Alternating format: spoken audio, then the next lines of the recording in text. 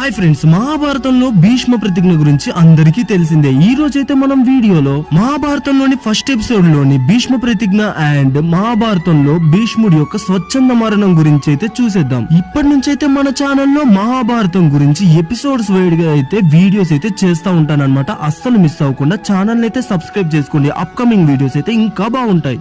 ఇప్పుడైతే వీడియోలోకి వెళ్ళిపోతే, అసలు హస్తినాపురానికి రాజైన శంతన మహారాజు ఒకరోజు గంగా నది దగ్గర అయితే తిరుగుతూ ఉంటాడు. అదే సమయానికి అక్కడ ఒక సుందరిని అయితే చూసి మనసు పడతాడు. ఆ సుందరి ఎవరో కాదు, సాక్షాత్తు గంగాదేవి. అలాగా గంగామాతనైతే మన శంతన మహారాజు పెళ్లి చేసుకోవాలనుకుంటాడు. ఎందుకంటే శంతన మహారాజుకి గంగామాత అని ఇంకా తెలీదు. అప్పుడు గంగామాత అయితే కొన్ని షరతులు అయితే పెడుతుంది. మీరు ఎప్పుడు నా గుర్తింపు ఏంటి, నేను ఎవరిని అని అడగకూడదు, అండ్ నేను ఏం చేసినా కూడా దానికైతే ఎటువంటి షరతులు పెట్టకూడదు, ఏమీ అనకూడదు.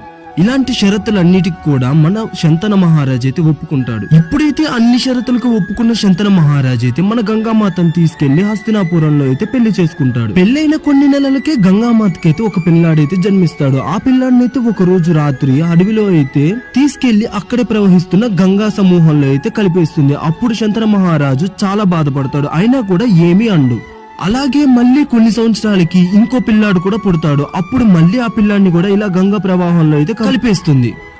ఇలాగ 7 పిల్లలు పుట్టినా కూడా వాళ్ళందరినీ ఇలాగ గంగాదేవి గంగామాత ప్రవాహంలో అయితే విసిరేస్తుంది అనమాట. ఇలాగ 8వ అయితే దేవవ్రతుడు పుడతాడు. ఈసారి అయితే శంతన మహారాజు అయితే అడ్డుకుంటాడు. అప్పుడు గంగాదేవి తాను చెప్పిన మాటలన్నీ గుర్తు తెచ్చుకొని తాను పెట్టిన షరతులను ఉల్లంఘించినందుకు శంతన మహారాజును వదిలేసి ఆ దేవవ్రతుడిని కూడా తీసుకుని వెళ్లిపోతుంది. ఇలాగ 24 ఏళ్ళు మన శంతన మహారాజు అయితే బాధపడుతూనే అలా గడిపేస్తూ ఉంటాడు. అలాగా ఒక రోజు హస్తినాపురంలోని ఒక గ్రామం మీద అయితే హేడా అనే ఒక రాక్షసుడు అయితే దాడి చేస్తాడు. ఎందుకంటే వాళ్ళ అడవులను అయితే ఇక్కడ మనుషులైతే ఆక్రమించేస్తున్నారు, నాశనం చేస్తున్నారన్న బాధతో అయితే వాళ్ళందరూ ఈ గ్రామాన్ని అయితే నాశనం చేసి వాళ్ళందరినీ బంధిస్తారు. అదే టైంకి అక్కడ మన గంగామాత పుత్రుడైన దేవవ్రతుడైతే ఆ రాక్షసుల్ని అడ్డుకొని ఆ జనాలందరినీ కాపాడుతాడు. ఆ దేవవ్రతుడు శిక్షణ తీసుకుంది వశిష్ఠుడు అండ్ పరశురాముడి దగ్గర. ఇలాగ వాళ్ళందరినీ కాపాడి వాళ్ళు ఎందుకు ఇక్కడికి వచ్చారో అన్ని తెలుసుకుని వాళ్ళకైతే అభయం ఇస్తాడు మన భీష్ముడు. ఇక్కడ భీష్ముడు ఎవరో కాదు, దేవవ్రతుడు ఇంకో పేరు వచ్చేసి భీష్ముడు.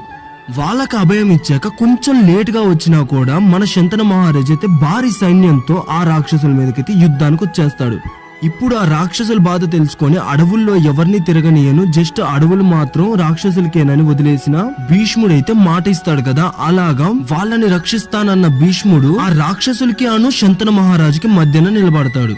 వీళ్ళకి నేను అభయం ఇచ్చాను, వీళ్ళనైతే మీరు ఏమి చేయకూడదు అంటే శంతన మహారాజు అదేమి వినకుండా వీళ్ళని ఏ విధంగా నువ్వు కాపాడతావు, ఒకవైపు గంగా ప్రవాహం, ఇంకో వైపు వాళ్ళకి అడ్డుగా నేనున్నాను, వాళ్ళని ఏ విధంగా నువ్వు ఇప్పుడు ఇక్కడ నుంచి తప్పిస్తావంటే ఈ గంగా ప్రవాహాన్ని నేను ఆపుతానని భీష్ముడు అంటాడు. శంతన మహారాజుకి తెలుసు గంగా ప్రవాహాన్ని ఆపే శక్తి ఈ ప్రపంచంలో ఎవరికీ లేదని, కానీ ఈ పిల్లాడు ఎలాగ ఆపుతాడని డౌట్ అయితే వస్తుంది. అప్పుడు భీష్ముడైతే భారీ బాణాలతో ఆ గంగా ప్రవాహాన్ని అయితే ఆపుతాడు. అప్పుడు శంతన మహారాజుకి చాలా షాక్ అయిపోతాడు. అదేంటి గంగా ప్రవాహం ఎవరు ఆపినా ఆగదు కదా, ఎలాగ ఆగిందంటే అప్పుడు సాక్షాత్తు గంగామాత ప్రవాహం ఆపేసి అలాగ వచ్చేసి చెప్తుందనమాట. ఎవరు అడిగినా ఆగకపోను, కానీ సొంత కొడుకు అడిగితే ఎలాగ ఒప్పుకోకుండా ఉంటానని శంతన మహారాజుకి అయితే చెప్తుంది. అప్పుడు గంగాదేవి అయితే భీష్ముడు దేవవ్రతుడు మీ కుమారుడేనని శంతన మహారాజుకి అయితే పరిచయం చేస్తుంది. అప్పుడు శంతన మహారాజు చాలా పొంగిపోతాడు. పొంగిపోయి అలా భీష్ముడిని తీసుకెళ్లి హస్తినాపుర రాజ్యానికి యువరాజుగా అయితే ప్రకటిస్తాడు. అదే సమయానికి మన శంతన మహారాజుకి అయితే ఒక ప్రేయసి అయితే ఉంటుంది. ఆమె ఎవరో కాదు, సత్యవతి దేవి. ఈమె వచ్చేసి ఒక మత్స్యగత్త. వీళ్ళ వృత్తి వచ్చేసి చేపలు పట్టుకోవడం. అప్పుడు సత్యవతి దేవికి ఇలాగ నాకు ఒక కొడుకున్నాడు, వాడిని యువరాజుగా చేస్తున్నానని చెప్తే ఆమె అయితే ఆనందించలేదు గాని చాలా బాధపడింది. ఎందుకంటే ఒకవేళ ఈ పిల్లాడైతే రాజు అయితే నా పిల్లలైతే వాళ్ళకి ఊడిగం చేసుకుంటూ జీవితాంతం సైనికుల్లాగా ఉండిపోవాలి తప్ప రాజ్యాధికారం ఉండదు. ఈ విషయంగానైతే సత్యవతి దేవి చాలా బాధగా ఉంది. అది తెలిసిన శంతన మహారాజు కొంచెం కోపంగా తెచ్చుకొని మనం ఎంత ఆశపడాలో అంతే ఆశపడాలి, అంతకు మించి ఎక్కువ ఆశపడకూడదని అక్కడి నుంచి అయితే వెళ్లిపోతాడు. వెళ్లిపోయినా కూడా తన మనసంతా కూడా సత్యవతి దేవి దగ్గరే ఉంటుంది. ఎలాగైతే దశరథ మహారాజుని మనసు అయితే కైకేయి దేవి దగ్గర ఉందో, ఇప్పుడు మన శంతన మహారాజు మనసు అయితే ఇప్పుడు సత్యవతి దేవి దగ్గర ఉండిపోయింది. యువతల వైపు భీష్ముడిని అయితే యువరాజుగా పట్టాభిషిక్తుని చేసినా కూడా మన శంతన మహారాజు అయితే సంతోషంగా ఉండడు, బాధగా ఉంటాడు. అది తెలుసుకున్న భీష్ముడైతే ఒక రోజు డైరెక్ట్ గా సత్యవతి దేవి దగ్గరికి వెళ్ళి మాట్లాడతాడు. అప్పుడైతే సత్యవతి దేవి మొత్తం జరిగిందంతా చెప్తుంది. ఇదంతా విని భీష్ముడైతే చాలా బాధపడతాడు. అప్పుడైతే భీష్ముడు, నేను ఇప్పటి నుంచి ఆ జన్మ బ్రహ్మచార్య వ్రతాన్ని అయితే తీసుకుంటాను, ఈ జన్మలో అయితే నేను ఎప్పటికీ పెళ్లినైతే చేసుకోనని చెప్పేస్తాడు. ఇలాగా భీష్మ ప్రతిజ్ఞ అయితే చేస్తాడనమాట. అదే సమయానికి అక్కడికి వచ్చిన శంతన మహారాజు అది చూసి చాలా బాధపడతాడు. ఇంతటి త్యాగాన్ని, ఇంతటి బాధని అనుభవించిన భీష్ముడికి అయితే ఏదన్నా వరం కోరుకోమని చెప్తే భీష్మ పితామహుడు వచ్చేసి, నాకు స్వచ్ఛంద మరణం వరం అయితే ఇయ్యండి, ఎందుకంటే ఈ కురువంశ సింహాసనం మీదైతే ఏనాడైతే ధర్మం, న్యాయం అన్ని నెలకొల్తాయో అప్పుడే నేను చావాలి, అప్పటి వరకు నాకు చావుండకూడదు. ఇలాంటి ఒక స్వచ్ఛంద మరణం అనే వరాన్ని అయితే మన భీష్ముడు కోరుకుంటాడు. అప్పుడు శంతన మహారాజు అయితే భీష్ముడికి ఆ వరం అయితే ఇచ్చేస్తాడు. ఈ వరం ఉంటే తను చావాలనుకున్నప్పుడు తప్ప తను ఎప్పటికీ చనిపోలేడు భీష్ముడు. ఇలాగైతే భీష్ముడి లైఫ్ లో 2 కీ మూమెంట్స్ అయితే జరిగిపోయాయి. ఒకటి వచ్చేసి ఆ జన్మ బ్రహ్మచారిగా ఉండడం, ఇంకోటి వచ్చేసి స్వచ్ఛంద మరణం.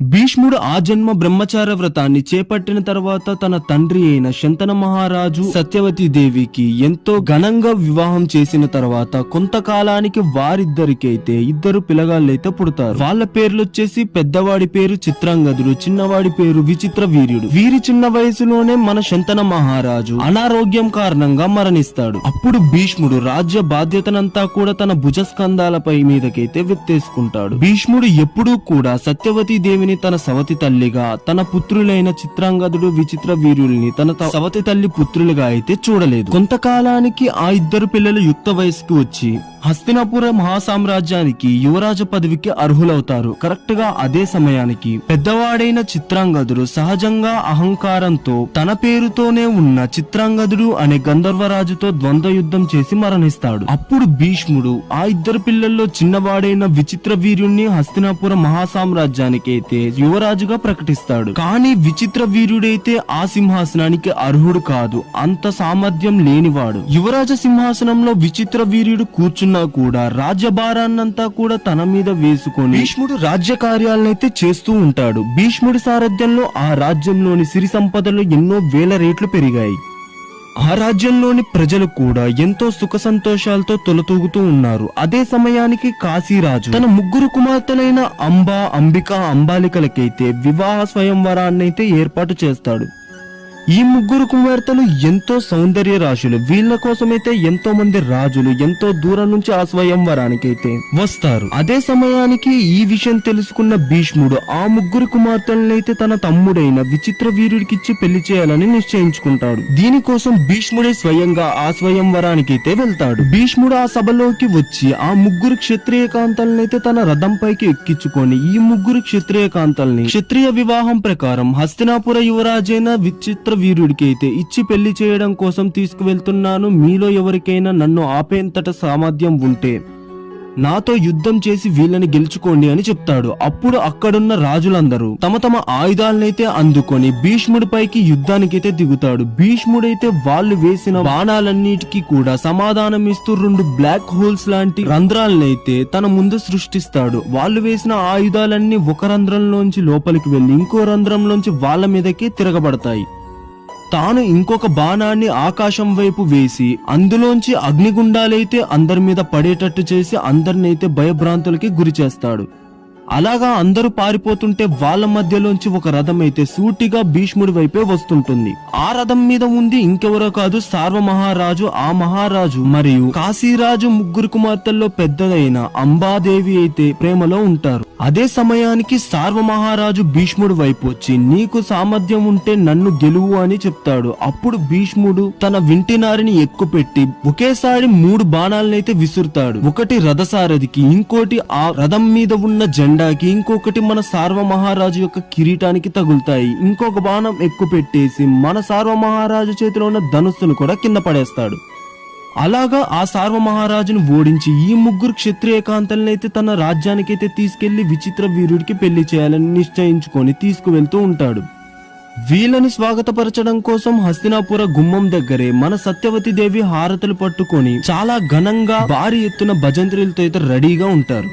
అప్పుడు అక్కడికి బాధపడుతూ వచ్చిన అంబాదేవిని చూసి ఏం జరిగింది అనగా, సార్వమహారాజుని నేను ముందే ఇష్టపడ్డాను, పెళ్లి చేసుకోవాలనుకున్నాను, కానీ మీరు మధ్యలో వచ్చి మొత్తం గందరగోళం చేశారని చెప్తుంది. అప్పుడు విషయం అర్థం చేసుకున్న భీష్ముడు సత్యవతి దేవి అయితే, మీరు స్వయంవరానికి సిద్ధమయ్యారని తెలుసు కాబట్టి మీ మనసులో ఎవరు లేరు అనుకోనే మిమ్మల్ని మేము గెలుచుకున్నాం తప్ప మీకు ఇలాగ వేరే వాళ్ళంటే ఇష్టం ఉందని తెలిస్తే మిమ్మల్ని మేమైతే తీసుకువచ్చే వాళ్ళం కాదని చెప్పారు. అప్పుడు సత్యవతి దేవి, నీవు ప్రేమించిన ఆ సార్వమహారాజు దగ్గరికి మీరు వెళ్ళొచ్చు అని చెప్తుంది. అప్పుడు ఎంతో సంతోషపడ్డ అంబాదేవి సార్వమహారాజు దగ్గరికి వెళ్ళగా సార్వమహారాజు, నిన్ను ఇంకొకరైతే స్వయంవరంలో యుద్ధం చేసి గెలుచుకున్నాడు, ఇప్పుడు అతను భిక్షగా పడేసిన నిన్ను నేను పెళ్లి చేసుకోలేనని చెప్తే అదంతా వచ్చి భీష్ముడికి సత్యవతి దేవికి అంబాదేవి చెప్తుంది. కానీ అంబాదేవి అక్కడి నుంచి వెళ్లిపోగానే అక్కడున్న వారి చెల్లెలైన అంబాలికలనైతే సత్యవతి దేవి, మీ మనసులో కూడా ఎవరైనా ఉన్నారని అడిగితే, లేదు మేము మా ఇష్ట ప్రకారమే విచిత్ర వీరుణ్ణి పెళ్లి చేసుకుంటామని వాళ్ళు చెప్పక ఎంతో ఘనంగా వారితో అయితే విచిత్ర వీరుడి వివాహం అయితే జరిగిపోతుంది. ఆ తర్వాత అంబాదేవి అక్కడికి రాగా భీష్ముడైతే, నీకు ఇంతకు ముందు విచిత్ర వీరుణ్ణి పెళ్లి చేసుకునే అవకాశం అయితే ఉంది, కానీ ఇప్పుడు మీకు అవకాశం లేదు, మీ చెల్లెళ్ళతో అయితే వారికి పెళ్లైపోయింది అనగా కోపోద్రక్తురాలైన అంబాదేవి, ఎవరిని పడితే వారిని నేను ఎలా పెళ్లి చేసుకుంటాను, ఇలాగ నన్ను మా సార్వమహారాజు అయితే తిరస్కరించారు, ఎవరో గెలుచుకున్న ఒక క్షత్రియకాంతని నేను భిక్షగా పొందలేనని చెప్పారని చెప్తుంది. దీనికంతటికి కారణం మీరే భీష్ముడు అని చెప్పి, మీరే నన్ను స్వయంవరంలో గెలుచుకున్నారు కాబట్టి మీరే ఇప్పుడు నన్ను పెళ్లి చేసుకోవాలని కూడా చెప్తుంది. అప్పుడు భీష్ముడు, నేను ఆ జన్మ బ్రహ్మచారి వ్రతాన్ని చేస్తున్నాను, ఇప్పుడు నేను ఎవరిని పెళ్లి చేసుకోలేనని చెప్పగా అంబాదేవి అయితే ఆ మాటలు ఏవి పట్టించుకోకుండా, మీరు నన్ను స్వయంవరంలో గెలుచుకున్నారు కాబట్టి మీరే నన్ను పెళ్లి చేసుకోవాలని చెప్తుంది. అలాగా ఎంత చెప్పినా కూడా భీష్ముడైతే ఆ పెళ్లి ప్రస్తావనని తిరస్కరిస్తూనే ఉంటాడు. అప్పుడు ఎంతో కోపోద్రక్తురాలైన అంబాదేవి అక్కడి నుంచి వెళ్లిపోయి ఎలాగైనా భీష్ముడి మీద పగ తీర్చుకోవాలని నిర్ణయించుకుంటుంది. అలాగ భీష్ముడి మీద పగ తీర్చుకోవడానికి తనకంటే శక్తివంతుడైన ఒకే ఒక్కడు తన గురువు అయిన పరశురాముడి దగ్గరికి అయితే వెళ్ళాలనుకుంటుంది. భీష్ముడి మీద పగ తీర్చుకోవడానికి కేవలం పరశురాముణ్ణి ప్రార్థించాలని తెలుసుకున్న అంబాదేవి అయితే పరశురాముడు ఉన్న పర్వతానికి అయితే వెళ్తుంది. అలాగా పరశురాముడు ఉన్న పర్వతం మీదైతే కొంత దూరం వెళ్ళాక ఆ అంబకైతే ఒక గొడ్డలి సగం భూమిలోకి కూరుకుపోయినట్టు కనిపిస్తుంది. ఆ గొడ్డలిని చూశాక అంబాదేవి ఫిక్స్ అయిపోతుంది, ఖచ్చితంగా ఇది పరశురాముడి యొక్క గొడ్డలే అని. ఈ చుట్టుపక్కనే ఎక్కడో పరశురాముడు కూడా ఉండి ఉంటాడని వెతకాలనుకుంటుంది. అలాగా ఆ గొడ్డలిని దాటబోతుంటే అక్కడ అంబాదేవికి అయితే షాక్ కొట్టినట్టు అనిపించి ఆ గొడ్డల్ని అయితే ఎన్నిసార్లు దాటాలనుకున్నా దాటలేకపోతుంది. అప్పుడు అంబాదేవి ఒక దగ్గర కూర్చొని పరశురాముడికి అయితే ప్రార్థించడం మొదలు పెడుతుంది. అప్పుడు అంబాదేవికి 100 అడుగుల ముందు ఒక గుహలో ఒక ముని అయితే ధ్యానం చేస్తూ ఉంటాడు. ఎన్నో సంవత్సరాలుగా ధ్యానం చేస్తూ ఉన్న ఆ మునికి అయితే అంబాదేవి ప్రార్థనలు అయితే అందుతూ ఉంటాయి. అప్పుడు ఆ గొడ్డలి సడన్ గా గాల్లోకి లేచి ఆ గుహలోకి అయితే వెళ్లిపోతుంది. ధ్యానం చేస్తున్న ఆ ముని కళ్ళు తెరిచి చూస్తే వేటాడుతున్న సింహం కళ్ళలాగా అనిపిస్తాయి. అంబాదేవి కళ్ళు తెరిచి చూడగా అదే గుహలోంచి మెల్లగా సింహంలాగా నడుచుకుంటూ సాక్షాత్తు పరశురాముడైతే తన గొడ్డలితో సహా నడుచుకుంటూ వస్తూ ఉంటాడు. అప్పుడు అంబాదేవి తనకు జరిగిన అన్యాయం అంతా కూడా పరశురామ ప్రభువుకైతే చెప్తుంది.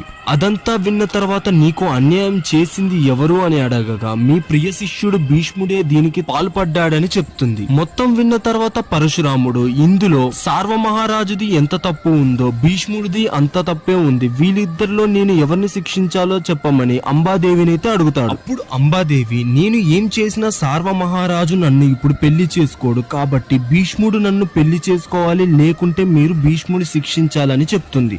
అప్పుడు పరశురామ ప్రభు, నేను భీష్ముడికి ఏం చెప్పినా దాన్ని మీరడు, అలాగని నాతో యుద్ధం చేసి గెలవనూ లేడు అని చెప్పి హస్తినాపురానికైతే ప్రయాణం అవుతారు. అప్పుడు అంబాదేవి పరశురాముడు హస్తినాపురం పక్కన ఉన్న సరస్వతి నది తీరాన విడిది ఏర్పరచుకొని భీష్ముడికైతే తనను కలవమని సందేశాన్ని అయితే పంపిస్తాడు. ఎంతో కాలం తర్వాత తన గురువైన పరశురామ ప్రభు దగ్గర నుంచి సందేశం రావడంతో ఎంతో సంతోషించిన భీష్ముడు వెంటనే తన గుర్రం తోటి పరశురామ ప్రభు దగ్గరికైతే ప్రయాణం అవుతాడు. అలాగా పరశురామ ప్రభు దగ్గరికి వెళ్ళాక ఎంతో సంతోషంగా గురుభక్తితో పరశురాముడి చరణాలనైతే స్మృశించుకుంటాడు. అప్పుడు పరశురాముడు సంతోషించి భీష్ముడి యొక్క గురుభక్తికి మెచ్చి మెల్లగా తన భుజాల్ని పట్టుకొని పైకి లేపి కౌగిలించుకుంటాడు. అప్పుడు భీష్ముడు పరశురామ ప్రభువుని, మీరు ఇక్కడికి రావడానికి కారణం ఏమిటి గురుదేవా అని అడగగా, పరశురామ ప్రభు, నీవు అంబాదేవిని బలవంతంగా హస్తినాపురానికి తీసుకువచ్చావా అని అడగగా, భీష్ముడు అవును అని చెప్పి, నేను అంబాదేవి మనసులో ఏముందో తెలుసుకోకుండా తననైతే హస్తినాపురానికి తీసుకువచ్చాను, కానీ ఇక్కడికి వచ్చాక తన మనసులో ఏముందో తెలుసుకొని సార్వ మహారాజు దగ్గరికే మళ్ళీ పంపించానని చెప్తాడు. అప్పుడు పరశురామ ప్రభు, నీ వల్లనే ఈ అంబాదేవి తాను ప్రేమించిన వ్యక్తికైతే దూరం అవుతుంది, కావున ఇప్పుడు నువ్వు అంబాదేవిని పెళ్లి చేసుకోవాలని భీష్ముడికైతే చెప్తాడు. అప్పుడు భీష్ముడు, గురుదేవ, నేను ఆ జన్మాంతం బ్రహ్మచార్య వ్రతాన్ని పఠించానని నేను ఎవరిని వివాహం చేసుకోలేనని చెప్తాడు. అప్పుడు పరశురామ ప్రభు, నాకు ఆ విషయం తెలుసు, కానీ ఇప్పుడు ఆ ప్రతిజ్ఞని మీరాలని చెప్తాడు. అప్పుడు భీష్ముడు, ప్రాణం పోయినా కూడా నేను ధర్మ విరుద్ధంగా నడుచుకోనని సమాధానం ఇచ్చాడు. అప్పుడు పరశురాముడు, నీవు నీ గురువుకే నీతులు చెప్పేంతటి వాడివా అని కోపంగా అంటాడు. మర్యాదగా నేను చెప్పిన దానికి ఒప్పుకొని ఈ కన్యని వివాహం చేసుకో, లేదంటే నాతో యుద్ధం చేయమని భీష్ముడితో అయితే అంటాడు. అప్పుడు భీష్ముడు, అధర్మబద్ధంగా జీవించడం కంటే మీతో యుద్ధం చేసి గెలవడమో లేకుంటే మీ చేతిలో మరణించడమో నాకు శ్రేష్టమని చెప్తాడు. అప్పుడు కోపోద్రిక్తుడైన పరశురాముడు, అందుకొని ఆయుధాన్ని భీష్ముడితో అని తన శిష్యుడైన అకృతవర్ణుణ్ణి తన రథసారథిగా చేసుకుని యుద్ధానికైతే దిగుతాడు.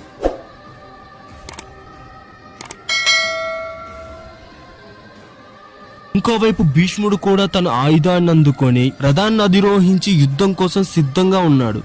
అప్పుడు అక్కడ ప్రకృతి ఏదో అనర్థం జరగబోతుంది అన్నట్టు కారు మేఘాలు కమ్ముకొని ఒకటే ఉరుములు మెరుపులతో బీభత్సం సృష్టిస్తున్నాయి. ఆ ప్రదేశమంతా చీకటి అలుముకుంది. సముద్రాన్ని దాటి అలలు ఎగసిపడుతున్నాయి. పక్షులు, మిగిలిన ప్రాణులు అన్ని ఆ ప్రదేశాన్ని వదిలి దూరంగా వెళ్లిపోతున్నాయి. క్రూర మృగాలు, మిగతా జీవులు వాటి గర్జంతో కొండ గుహలన్నిటిని కూడా దద్దరిల్లేలా చేస్తున్నాయి. ఇంతలో పరశురాముడు భీష్ముడిపై ధనస్సు ఎక్కుపెట్టి బాణాల వర్షాన్నైతే కురిపించాడు. అది చూడడానికి ఎలా ఉందంటే ఆకాశం నుంచి వర్షపు జల్లు పడుతున్నట్లుగా బాణాలైతే పడుతూ ఉన్నాయి భీష్ముడి పైన. అప్పుడు దీనికి ప్రతికూలంగా భీష్ముడు కూడా ఆకాశంలోకి ఒక అస్త్రాన్ని అయితే వదులుతాడు. అది ఆకాశంలోకి వెళ్లి పెద్దగా పేలిపోయి పరశురాముడు వేసిన బాణాలన్నిటిని కూడా భస్మం చేస్తుంది. వారిద్దరి మధ్య యుద్ధం చాలా హోరాహోరీగా జరుగుతుంది. కత్తి, గద, గొడ్డలి, బల్లెం అని చూడకుండా దేది దొరికితే దాంతో యుద్ధమైతే చేస్తూ ఉన్నారు. ఆపకుండా రోజులు నిమిషాల్లా గడిచిపోతూ ఉన్నాయి. వాళ్ళు యుద్ధంలో వాడని ఆయుధం లేదు, ప్రయోగించిన శస్త్రం లేదన్నట్టుగా పోరాడుతూ ఉన్నారు. ఒకవైపు పరశురాముడు తన శరీరానికి వృద్ధాప్యం వచ్చినా కూడా తన శక్తి అణువంత కూడా తగ్గకుండా భీకరంగా యుద్ధం చేస్తూ ఉండగా, ఇంకోవైపు భీష్ముడు కూడా ఏమీ తగ్గకుండా బీభత్సం సృష్టిస్తూ యుద్ధాన్నైతే కొనసాగిస్తూనే ఉన్నారు. ఇంతలో భీష్ముడు తన ఒక బాణాన్ని సంధించి దాన్ని 7 బాణాలుగా చేసి పరశురాముడి మీదకైతే వదలగా, అందులో ఒక బాణం పరశురాముడి ఒంటినైతే చీల్చుకొని బయటకు వస్తుంది. దాని ద్వారా పరశురాముడి ఒంట్లోంచి రక్తమైతే ప్రవహిస్తుంది. అప్పుడు కోపోద్రిక్తుడైన పరశురామ ప్రభు వెంటనే ఒక అస్త్రాన్ని సంధించి భీష్ముడి యొక్క రథసారథిని అయితే చంపేస్తాడు. అప్పుడు పరశురాముడు తన వింటినారిని గట్టిగా లాగి ఒక అస్త్రాన్ని అయితే సృష్టిస్తాడు. ఆ అస్త్రాన్ని ఇంతవరకు భీష్ముడు ఎప్పుడూ నేర్చుకోలేదు, ఎప్పుడూ చూడలేదు. ఆ అస్త్రాన్ని భీష్ముడిపై ప్రయోగించడం ద్వారా ఒక్కసారిగా భీష్ముడు మూర్ఛపోయి తన రథం మీద అక్కడికక్కడే కుప్పకూలిపోతాడు. అప్పుడు గంగాదేవి భీష్ముడిని తీసుకొని యుద్ధ ప్రదేశానికి దూరంగా వెళ్లిపోతుంది. ఆ రోజు రాత్రి సమయమైంది, అయినా కూడా భీష్ముడు ఇంకా మూర్ఛ నుంచి తేలుకోలేదు. ఎక్కడి నుంచో భీష్మ అని పిలిచినట్టు భీష్ముడికైతే అనిపిస్తుంది. అలాగా భీష్ముడు ఒక మాయాలోకంలోకైతే వెళ్లిపోతాడు. ఆ మాయా ప్రపంచంలో నించున్న భీష్ముడికి తన ఎదుట అత్యంత కాంతివంతంగా వెలిగిపోతున్న 7 మహాపురుషులైతే కనిపిస్తారు. వారు మరెవరో కాదు, 7 వసువులు. ఆ వసువులు భీష్ముణ్ణి చూస్తూ, భీష్మ, నువ్వు మేము వేరు కాదు, నువ్వు మాలో ఒక్కడివే అని చెప్తారు. విశ్వంలోనే పరశురామ ప్రభువుని చంపే అస్త్రం ఒకే ఒక్కటి ఉంది, అది ఏంటో కాదు, మోహన అస్త్రం అని భీష్ముడికైతే చెప్తారు. అలా చెప్పాక భీష్ముడికి మోహనాస్త్రం మంత్రోపదేశం అయితే చేసి వాళ్ళు అక్కడి నుంచి మాయమైపోతారు. మెల్లగా మూర్ఛలోంచి తేలుకున్న భీష్ముడు తాను తన ముందైతే గంగామాతనైతే చూస్తాడు. భీష్ముడు ఒక ఇంట్లో అయితే నిద్రిస్తూ ఉంటాడు. వెంటనే భీముడు పైకి లేచి తన కలలో వసువులు చెప్పిన మంత్రోపదేశాన్ని అయితే గుర్తు తెచ్చుకుంటాడు. మరునాడు ఉదయం గంగాదేవిని సారథిగా చేసుకుని భీష్ముడు యుద్ధరంగానికైతే వెళ్తాడు. రథంపై భీష్ముడిని చూసిన పరశురాముడు, నిన్న సగం చచ్చి వెళ్ళావు, ఈ రోజు పూర్తిగా చంపేస్తానని చెప్తాడు. ఇప్పుడు నీ ఆహాన్నైతే పూర్తిగా అణచివేస్తానని భీష్ముడిపైకి అయితే బాణాల వర్షాన్నైతే కురిపిస్తూ ఉంటాడు. భీష్ముడు ఆ బాణాలన్నిటినీ కూడా గాలిలోనే తిప్పికొట్టి పరశురామ ప్రభు మీదకైతే శక్తి అస్త్రాన్ని అయితే ప్రయోగిస్తాడు. ఆ శక్తి అస్త్రం పరశురామ ప్రభువుని తగలంగానే ఆ అస్త్రం తాటికి పరశురాముడు రథంపైనే మూర్చపోతాడు. అప్పుడు పరశురామ ప్రభు యొక్క రథసారథి పరశురాముడిని అయితే మేల్కోలోకి వచ్చేలా చేస్తాడు. గృహలోకి వచ్చిన పరశురామ ప్రభు రెట్టించిన కోపంతో భీష్ముని పైనైతే విపరీతమైన కోపంతో ఇక ఉపేక్షించి లాభం లేదని, ఇప్పుడు తాను ప్రయోగించే అస్త్రం ఇంద్రుని వజ్రాయుధంతో సమానమని, దీన్ని ఆపగలిగే అస్త్రం ఇంకొకటి లేదని చెప్పి బ్రహ్మాస్త్రాన్ని అయితే ఉపయోగిస్తాడు. దాంతో భీష్ముడు కూడా బ్రహ్మాస్త్రాన్ని అయితే పరశురామ ప్రభు మీదకి ప్రయోగిస్తాడు. బ్రహ్మాస్త్రాలు ఇప్పటి కాలంలో అణుబాంబులు లాంటివి. వాటి విస్ఫోటకనమైతే మన ఊహలకి అస్సలు అందదు. వాటినైతే యుద్ధంలో అంత సులువుగా అయితే ప్రయోగించరు, ఎందుకంటే వాటి వల్ల లోకాలే నాశనమయ్యే అవకాశం కూడా ఉంది. రెండు బ్రహ్మాస్త్రాలు విశ్వంలో ప్రళయాన్ని సృష్టిస్తున్నాయి. రెండిటి నుంచి వచ్చే శక్తిని అయితే చూసి విశ్వం అంతరించిపోతుందా అనేలాగా ఉన్నాయి. అప్పుడే భీష్ముడికి తనకి వసువులు ఇచ్చిన మోహనాస్త్రం అయితే స్మరణకు వచ్చింది. వెంటనే భీష్ముడు ధనస్సు ఎక్కుపెట్టి మంత్రం స్మరించగానే మోహనాస్త్రం అయితే ప్రత్యక్షమైంది. ఈ మోహనాస్త్రాన్ని అయితే భీష్ముడు పరశురాముడిపై ప్రయోగించబోతుంటే వెంటనే అక్కడ నారదుడు ప్రత్యక్షమై భీష్ముడి వైపు చూస్తూ, గాంగేయ, మీకు పరశురాముడు విద్య నేర్పిన గురువు, తనని వధించాలనుకోవడం ధర్మమేనా అని అడుగుతాడు. అని చెప్పి వారించక భీష్ముడు, పరశురామ ప్రభు నా గురుదేవులు, వారితో యుద్ధం చేయడం నాకు ఇష్టం లేదు, కానీ తనకి ఇంకొక దారి లేదని చెప్తాడు. ఇంతలో వసువులు కూడా అక్కడ ప్రత్యక్షమై పరశురాముడిపైకి మోహనాస్త్రం ప్రయోగించడం మంచిది కాదని చెప్తారు. ఇంతలో నారదుడు పరశురాముడి దగ్గరికి వెళ్లి, ప్రభు, భీష్ముడి దగ్గర మోహనాస్త్రం ఉంది, కానీ తనకి దీన్ని మీ మీద ప్రయోగించడం ఇష్టం లేదు అని చెప్పి, ఈ బ్రహ్మాస్త్రాల వల్ల విశ్వం నాశనమయ్యేలా ఉంది, వెంటనే మీ బ్రహ్మాస్త్రాన్ని వెనక్కి తీసుకోమని పరశురాముడినైతే కోరతాడు. అప్పుడు పరశురాముడు మరియు భీష్ముడు వారి బ్రహ్మాస్త్రాలనైతే ఉపసంహరించుకుంటారు. భీష్మ పరశురాముల మధ్యలో 22 రోజుల పాటు జరిగిన యుద్ధం అక్కడితో ముగిసింది. దాని తర్వాత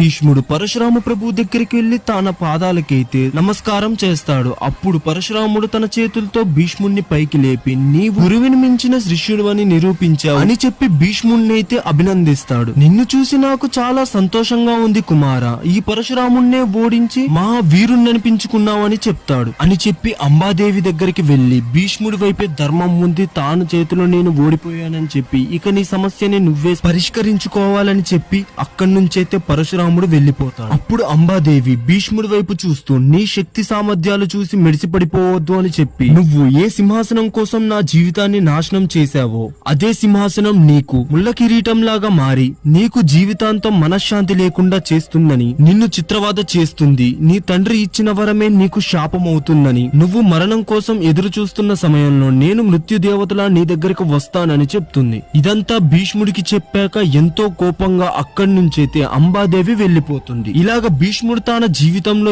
ఎంత మంచి కార్యాలు చేసినా కూడా తాను చేసిన ఒకే ఒక కార్యం తనని మరణం దాకా కూడా వెంటాడుతూనే ఉంటుంది. అంబాదేవి భీష్ముని శపించిన కొంతకాలం తర్వాత విచిత్ర వీర్యుడు అనారోగ్యం కారణంగా మరణిస్తాడు. అప్పుడు సత్యవతిదేవి తన 2 పుత్రుల్ని కోల్పోయానన్న బాధతో భీష్ముడి దగ్గరికి వెళ్లి ఇలా అంటుంది, సత్యంగా అయితే హస్తినాపుర సింహాసనం మీద కూర్చోవాల్సింది నువ్వే భీష్మ అని చెప్తుంది. సత్యవతిదేవి కోరికను నెరవేర్చడం కోసం తాను ఆ జన్మ బ్రహ్మచార్య రథాన్ని చేపట్టకపోతే ఇప్పుడు సత్యంగా అయితే ఈ హస్తినాపుర సింహాసనం మీద నీవే కూర్చునేవాడివని సత్యవతిదేవి భీష్ముడితో అంటుంది. నీవు సింహాసనాన్ని అధిష్ఠించి వివాహం చేసుకొని సంతానాన్నైతే ప్రాప్తించి వారి ద్వారా ఈ హస్తినాపుర కురువంశ వృద్ధినైతే చేయమని సత్యవతిదేవి భీష్ముడితో అయితే అంటుంది. అప్పుడు భీష్ముడు, నేను ఆ జన్మ బ్రహ్మచార్య వ్రతాన్ని చేపట్టిన తర్వాత ఇలాంటి కార్యాలైతే చేయను మాత. సూర్యుడు తన తేజస్సుని, అగ్నిదేవుడు తన అగ్నిని కోల్పోయినా సరే ఈ భీష్ముడైతే తను చేసిన ప్రతిజ్ఞనైతే మేరడు అని భీష్ముడు సత్యవతిదేవితో చెప్తాడు. అలా చెప్పిన తర్వాత సత్యవతిదేవితో భీష్ముడు ఇలా అంటాడు, దీనికి నా దగ్గర ఒక పరిష్కారం అయితే ఉంది మాత అని చెప్తాడు. అని చెప్పిన తర్వాత సత్యవతీదేవి ఏంటి ఆ పరిష్కారం అని అడగగా కొంచెం సమయం మౌనంగా ఉండి ఆ తరువాత భీష్ముడు అది దేవర న్యాయం అని అంటాడు. అప్పుడు అది విన్న సత్యవతీదేవి ఏంటి దేవర న్యాయమా అని అంటుంది. అప్పుడు భీష్ముడు సత్యవతీదేవి వైపు చూస్తూ తన తండ్రిని ఒక క్షత్రియుడు చంపాడని కారణంగా పరశురాముడు తన గండ్రగొడ్డలను చేతపట్టి 21 సార్లు భూమండలాన్ని చుట్టి కనిపించిన క్షత్రియ రాజులల్లా చంపేసుకుంటూ వెళ్ళాడు. ఆఖరికి గర్భం దాల్చిన కడుపులో పెరిగే బిడ్డను కూడా వదలకుండా చంపేశాడు. అప్పుడు రాజులు లేక రాజ్యాలన్నీ అల్లకల్లోలంగా మారాయి. భూమండలమంతా కూడా అన్యాయాలు అక్రమాలతో విచ్చలవిడి జరిగిపోవడం మొదలైంది. అప్పుడు ఆ రాకుమారులంతా కూడా దేవర న్యాయాన్ని అనుసరించి పిల్లల్ని కని వంశాభివృద్ధిని చేసి ఆ రాజ్యాన్నైతే కాపాడుకున్నారు. దేవర న్యాయం అంటే రాజు సంతానహీనుడు అవ్వడం చేత కానీ లేకుంటే సంతానం లేకుండానే మరణించినచో ఆ రాజు భార్య ఒక వేద పండితుడితో మనసులో అనుమంతైనా కూడా కల్మషం లేకుండా ఆ జన్మ బ్రహ్మచార్యం తీసుకొని సద్గుణాలు కలిగిన ఒక వేద పండితుడి ద్వారా అయితే సంగమించి వారి ద్వారా పిల్లల్ని కని వాళ్ళని వాళ్ళ వంశాభివృద్ధికి అయితే ఉపయోగించుకోవచ్చు. ఇది ధర్మబద్ధమైనది, ఋషుల చేత మునుల చేత అంగీకరించబడినది. ఒకసారి రాజ పురోహితులను పండితులను సంప్రదించి నిర్ణయం తీసుకోండి మాత అని భీష్ముడు సత్యవతి దేవితో అయితే చెప్తాడు. ఇలాంటి ఆచారాల్ని ఈ రోజుల్లో పాటించడం అయితే చాలా కష్టం. ఎందుకంటే ఈ రోజుల్లో అంతటి మహానుభావులు అంతటి తత్పురుషులైతే లేరు. అందుకనే ఈ ఆచారం కలియుగ ఆరంభంలోనే తుడిచిపెట్టుకొని పోయింది. ఇదంతా విన్న సత్యవతి దేవి కాసేపు ఆలోచనలో అయితే పడింది. తర్వాత భీష్ముడి వైపు చూస్తూ ఇలా అంది, కుమార, నాకు మీ తండ్రి అయిన శంతన మహారాజుతో వివాహం జరగక ముందు ప్రతీప మహర్షి ద్వారా అయితే ఒక పుత్రుడు జన్మించాడు. ఆ పుత్రుడి పేరు వచ్చేసి వేద వ్యాసుడు. వ్యాసుడు మహా తపస్వి, ఆ జన్మ బ్రహ్మచార వ్రతాన్ని పాటిస్తున్నవాడు. మన వంశాభివృద్ధికి అయితే వ్యాసుడు సరైన వాడని భీష్ముడితో అయితే చెప్తుంది. ఈ విషయానికి భీష్ముడు కూడా అంగీకరించాడు. తర్వాతి రోజే వేద పండితులతో పురోహితులతో అందరితో సభలో సంప్రదించి వ్యాసుడిని అయితే మనసులో స్మరించింది. స్మరించిన వెంటనే వ్యాసుడు అక్కడికి వచ్చాడు. పొడవాటి శరీరంతో కపిల జడలతో అపారమైన తేజస్సుతో ప్రత్యక్షమైన వ్యాసుడు సత్యవతీదేవికి అయితే నమస్కరించాడు. చాలా కాలం తర్వాత కొడుకుని చూడడంతో సత్యవతీదేవి ఎంతో సంతోషించింది. తర్వాత సత్యవతీదేవి వ్యాసుడి వైపు చూస్తూ, కుమార, ఈ మహా సామ్రాజ్యాన్ని పరిపాలించిన భీష్ముడు తన భీష్మ ప్రతిజ్ఞ వల్ల ఈ సామ్రాజ్యం యొక్క సింహాసనాన్ని అయితే అధిష్ఠించలేకపోతున్నాడు. నాకు వేరొక పుత్రుడు లేనందున వల్ల రాజ్యానికి మరో వారసుడైతే లేడు. నువ్వు ధర్మబద్ధమైన దేవర న్యాయం ప్రకారంగా నీ తమ్ముడి భార్యలకు పుత్రులనైతే ప్రసాదించు అని కోరుతుంది. దానికి వ్యాసుడు నీవు చెప్పినట్లే చేస్తాను అమ్మా అని సత్యవతీదేవితో అయితే అంటారు. ఆ రోజు రాత్రి సత్యవతీదేవి పెద్ద కోడలు అయిన అంబికను వ్యాసుడి వద్దకు పంపింది. వ్యాసుడి యొక్క తేజస్సును తట్టుకోలేక అంబిక అయితే తన కనులను మూసివేసింది. వాళ్ళిద్దరి కలయిక వల్ల అంబికకి అత్యంత బలవంతుడు అయిన అమిత తేజో సంపన్నుడు ధృతరాష్ట్రుడైతే జన్మిస్తాడు. కాని ధృతరాష్ట్రుడికి ఒక లోపమైతే ఉంటుంది. సంగమించే సమయంలో అంబిక కనులను మూసి ఉండడం వలన ధృతరాష్ట్రుడికి అయితే కంటి చూపు ఉండదు. తరువాత అంబాలికనైతే వ్యాసుడి దగ్గరికి పంపడం ద్వారా అంబాలిక వ్యాసుణ్ణి చూసి అమిత తేజో సంపన్నుడు అయిన వ్యాసుణ్ణి చూసి అంబాలిక తెల్లబోతుంది. సంగమించిన తర్వాత వారిద్దరికి పుట్టిన పిల్లగాడే పాండురాజు. పాండురాజు అత్యంత పరాక్రమవంతుడు, సద్గుణ సంపన్నుడు. కానీ సంగమ సమయంలో భయంతో తెల్లగా అంబాలిక పాలిపోవడం వల్ల పాండువర్ణం అంటే శరీరమంతా తెల్లని రంగుతో జన్మించాడు పాండురాజు. అయితే అంబికకు గుడ్డివాడు అయిన ధృతరాష్ట్రుడు పుట్టడం వల్ల సత్యవతీదేవి చింతించి మళ్లీ అంబికను వ్యాసుడి దగ్గరికి అయితే వెళ్ళమని చెప్తుంది. అప్పుడు అంబిక తన దగ్గర ఉన్న ఒక దాసికి అంబికలాగే వేషధారణైతే చేసి తనని వ్యాసుడి దగ్గరికి అయితే పంపిస్తుంది. కానీ ఆ దాసి వ్యాసుని చూసి భయపడలేదు. ప్రేమతో వ్యాసుని అయితే సేవించింది. వీళ్ళిద్దరి సంగమం తర్వాత జన్మించిన వాడే ధర్మబద్ధుడైన విదురుడు. సాక్షాత్తు యమధర్మరాజే ఈ విదురుడి రూపంలో అయితే జన్మిస్తాడు. అయితే వ్యాసుడు దాసిని గుర్తించకపోవడానికి కారణం వ్యాసుడి ఉద్దేశం కేవలం ఒక్కటే, వారి వంశానికి అయితే వారసులను అందించడం. వ్యాసుడికి ఎటువంటి దురాలోచన అయితే లేదు. అందుకే తన తమ్ముడి భార్యలైన అంబిక అంబాలికలను తాను పూర్తిగా చూడను కూడా లేదు. కావున వ్యాసుని యొక్క గొప్ప మనసుకి, గొప్ప వ్యక్తిత్వానికి ఇదే నిదర్శనం. ఇక దాసి కడుపున సాక్షాత్తు యమధర్మరాజే జన్మించడానికి ఒక ముఖ్యమైన కారణమే ఉంది. పూర్వం మాండవ్యుడు అనే ఒక మహా తపస్వి అయితే ఉండేవాడు. ఆయన ఊరి చివరన ఒక ఆశ్రమాన్ని నిర్మించుకొని అందులో తపస్సు చేసుకుంటూ ఉన్నాడు. అయితే ఒకసారి కొంతమంది దొంగలు రాజభవనంలో ఉన్న నగలు, ధాన్యాన్నైతే దొంగతనం చేసుకొని పరిగెత్తుకుంటూ వచ్చి మాండవ్యుని ఆశ్రమంలో అయితే దాక్కున్నారు. ఆ దొంగల్ని వెంబడించుకుంటూ వచ్చిన రాజ సైనికులైతే మాండవ్యుని ఆశ్రమాన్ని చేరుకొని మాండవ్యుని, రాజుగారి యొక్క ధాన్యం, నగలు దొంగలించిన దొంగలు మీ ఆశ్రమంలో ఏమైనా ఉన్నారా, మీరు వాళ్ళని చూసారా అని మాండవ్యుణ్ణి అడగగా, కానీ మౌనరథంలో ఉన్న మాండవ్యుడైతే సమాధానం ఇవ్వలేదు.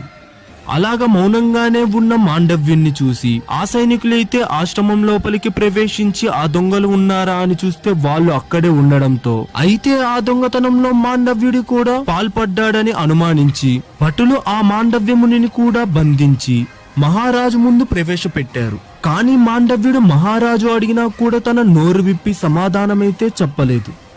దానితో మహారాజు నిజంగానే మాండవ్యుడికి కూడా ఆ దొంగతనంతో సంబంధం ఉంది అని భావించి భటుల వైపు చూస్తూ ఇతనికి శూలారోహణ అనే శిక్షను విధించండి అని చెప్తాడు. ఇక్కడ శూలారోహణ అంటే ఒక పొడవాటి శూలం మీద మనిషిని కూర్చోపెట్టడం. మనిషి బరువు వల్ల కూర్చోపెట్టిన కాసేపటికే కింది వైపు నుంచి మనిషి యొక్క పైభాగానికి అయితే ఆ శూలం పొడుచుకొని వస్తుంది. రాజుగారు ఆజ్ఞాపించినట్టుగానే భటులు ఆ మాండవ్య మునినైతే శూలం మీద కూర్చోపెడతారు. అయినా సరే మాండవ్యుడు తన తపస్సునైతే ఆపలేదు. అదే శూలం పైన కూర్చొని తపస్సునైతే కొనసాగిస్తున్నాడు. మాండవ్యుడు తన ఎంత చిత్రవాద అనుభవిస్తున్నా కూడా తన తపస్సునైతే ఆపకుండా చేస్తూనే ఉన్నాడు. కొన్ని గంటలకు శూలం మాండవ్యుని యొక్క శరీరంలోకైతే వచ్చి అటు ఇటుగా కంఠం వరకైతే చేరుకుంది.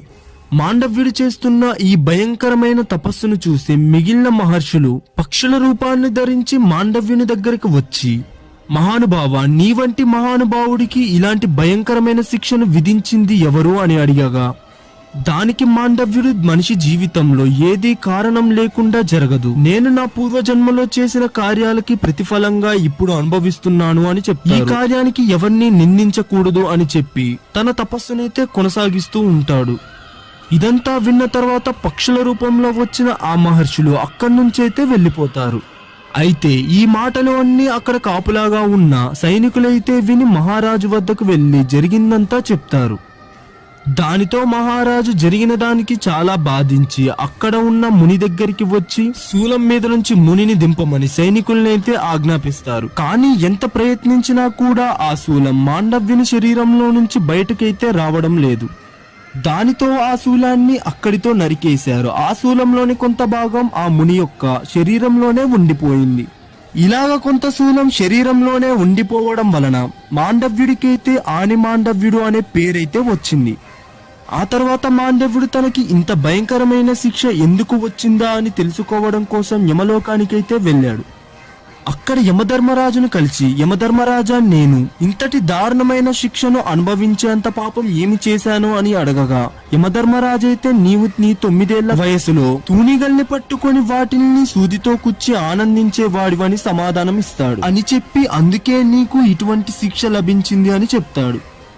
అప్పుడు మాండవ్యుడు యమధర్మరాజుతో ఇలా అంటాడు, యమధర్మరాజా, పిల్లలకి 14 ఏళ్లు నిండే వరకు వాళ్ళని బాలురు అంటారు. ఆ వయసులో వాళ్ళు తెలుసో తెలియకో ఏదైనా తప్పు చేస్తే ఆ తప్పుని తప్పు కిందే భావించరు అని చెప్తారు. అలాంటిది నేను చేసిన ఇంత చిన్న తప్పుకి నాకు ఇంత పెద్ద శిక్ష వేసినందుకు గాను మీరు మానవ రూపంలో ఒక దాసి గర్భానైతే జన్మిస్తారు. అది కూడా రాజవంశంలో జన్మిస్తారు. అంటే రాజవంశంలో ఒక దాసి కడుపునైతే జన్మించి మీరు సింహాసనానికి దూరంగా ఉండిపోవడం వలన ఇదే ధర్మంతో జీవితాంతం ధర్మాన్ని బోధిస్తూ ఉంటారని శపిస్తాడు. అందుకనే యమధర్మరాజు విదురుడిగా దాసి కడుపునైతే జన్మిస్తాడు. రాకుమారులు 3 అయిన ధృతరాష్ట్రుడు, పాండు మరియు విదురుడు భీష్ముడి వద్దనే యుద్ధ విద్యలు, సకల శాస్త్రాలు, రాజనీతి శాస్త్రాలనైతే అభ్యసిస్తారు. పెరిగి పెద్దవుతారు. ఆ తర్వాత భీష్ముడు ఆ 3లో పెద్దవాడైన ధృతరాష్ట్రుడికి హస్తినాపుర యువరాజుగా పట్టాభిషేకమైతే చేస్తాడు. తమ్ముడైన పాండురాజు బలపరాక్రమాల అండతో ధర్మవంతుడైన విదురుని యొక్క పాలనలో విదురుని యొక్క సూచనలు అనుసరిస్తూ ధృతరాష్ట్రుడు అద్భుతంగా రాజ్యాన్ని అయితే పరిపాలిస్తూ ఉన్నాడు.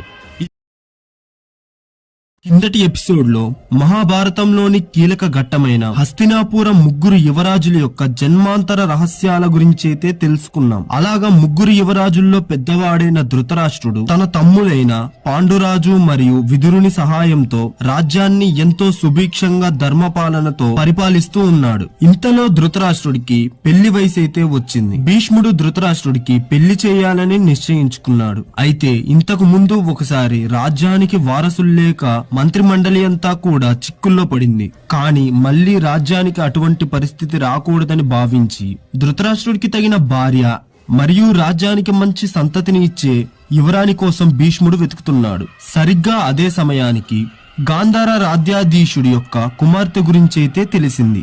గాంధారి పరమశివుడి కోసం తపస్సు చేసి 101 మంది సంతానం కోసమైతే వరం పొందింది. అలాగా గాంధారిని ధృతరాష్ట్రుడికిచ్చి వివాహం చేస్తే రాజ్యానికి గాని వంశానికి గాని ఎటువంటి సమస్య భవిష్యత్తులో రాదని తెలుసుకొని భీష్ముడు విదురుడితో చర్చించి ధృతరాష్ట్రుడికి మరియు గాంధారికి వివాహం చేయాలని నిశ్చయించుకున్నాడు. ఆ మరుసటి రోజే భీష్ముడు వజ్ర వైడూర్యాలు, బంగారాలు, నగలు అన్ని తీసుకొని వివిధ రకాలైన బహుమతులతో పాటు గాంధార రాజ్యానికి రాజైన సబలుడి దగ్గరికైతే వెళ్ళాడు. అలాగా గాంధార రాజ్యాన్ని చేరుకున్న భీష్ముడు సుబలుడితో ఇలా అంటాడు: హస్తినాపుర యువరాజైన అతి బలవంతుడు, పరాక్రమవంతుడు, తేజో సంపన్నుడైన ధృతరాష్ట్రుడితో అయితే మీ కుమార్తె అయిన గాంధారి వివాహాన్ని అయితే నిశ్చయించానని చెప్తాడు.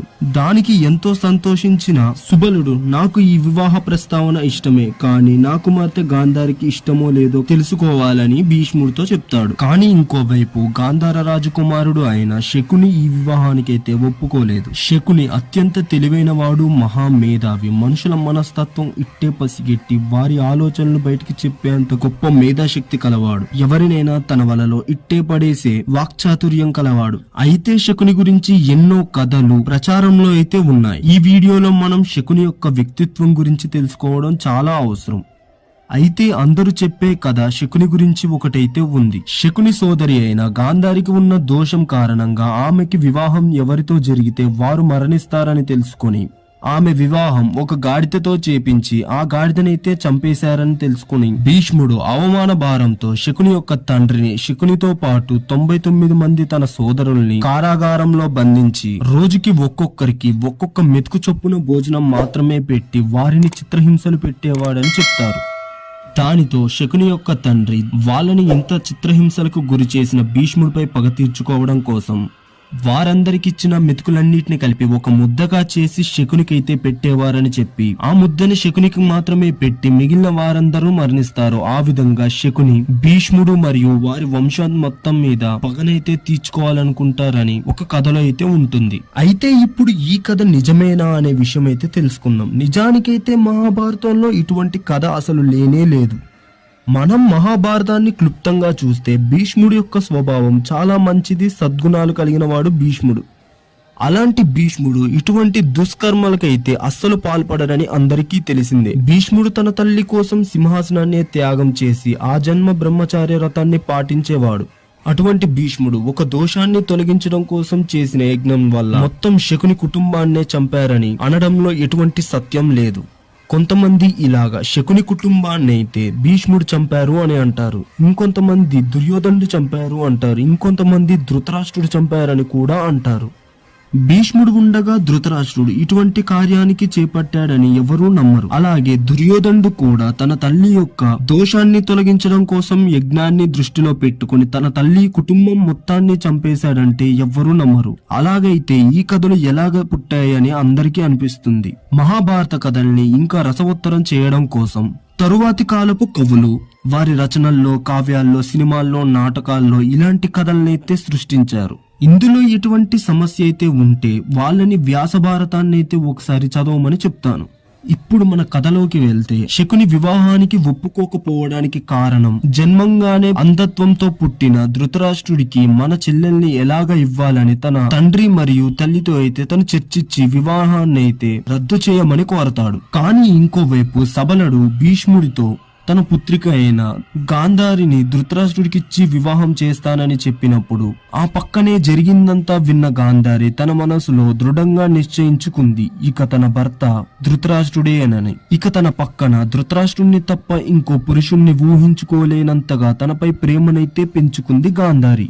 అందువల్ల గాంధారి ఈ వివాహానికైతే ఒప్పుకుంది. దానితో గాంధార దేశ రాజు అయిన సబలుడు గాంధార దేశ యువరాజు శకుని మరియు తన సోదరి అయిన గాంధారిని సకల లాంఛనాలతో హస్తినాపురానికి అయితే పంపించాడు. భీష్ముడు దగ్గరుండి గాంధారికి ధృతరాష్ట్రుడికి అంగరంగ వైభవంగా వివాహాన్ని అయితే జరిపించాడు. అయితే అందరికీ ఆశ్చర్యం కలిగించే విధంగా గాంధారి తన కళ్ళకు గంతలు కట్టుకొని వివాహ మండపానికైతే వచ్చింది. గాంధారిని ఇదేంటి అని అందరూ ప్రశ్నించగా అప్పుడు గాంధారి భార్య భర్తలో సగభాగం అని చెప్పింది. అంటే భర్త సుఖ సంతోషాలన్నిటిలో కూడా భార్య పాలు పంచుకోవాలని చెప్పి, నా భర్త చూడలేని ఈ ప్రపంచం నాకు కనిపించాల్సిన అవసరం లేదు, అలాగే నన్ను ఒక గుడ్డివాడికిచ్చి నా జీవితం ఆగం చేశారనే అపవాదు నా భర్త అయిన ధృతరాష్ట్రుడికి అయితే ఉండకూడదని చెప్పి అందువలనే నేను ఈ నిర్ణయం తీసుకున్నానని అందరితో అంది. దీని తర్వాత అయితే వారి వివాహం అంగరంగ వైభవంగా ఎంతో ఘనంగా అయితే జరిగింది. ఇక ధృతరాష్ట్రుడి తమ్ముడు అయిన పాండురాజు అతి పరాక్రమవంతుడు, ధీరుడు, శూరుడు, అమిత తేజో సంపన్నుడు. వివాహం చేయాలని కూడా భీష్ముడు నిర్ణయించుకున్నాడు. అదే సమయానికి కుంతీభోజుడు తన కూతురు అయిన కుంతీదేవికి వివాహ స్వయంవరాన్నైతే ప్రకటించాడు. అయితే ఈ వార్త అయితే హస్తినపురానికి చేరింది. అయితే సూర్యుడు అనే యాదవ రాజు ఉండేవాడు. తన పెద్ద కూతురు అయిన ప్రద. అయితే సూర్యుడు తన మేనత్త కుమారుడు అయిన కుంతీభోజుడికి సంతానం లేని కారణంగా తన పెద్ద కూతురు ప్రదనైతే తనకి పెంచుకోమని చెప్తాడు. అలాగా ప్రదనే ఇప్పుడు కుంతీదేవి.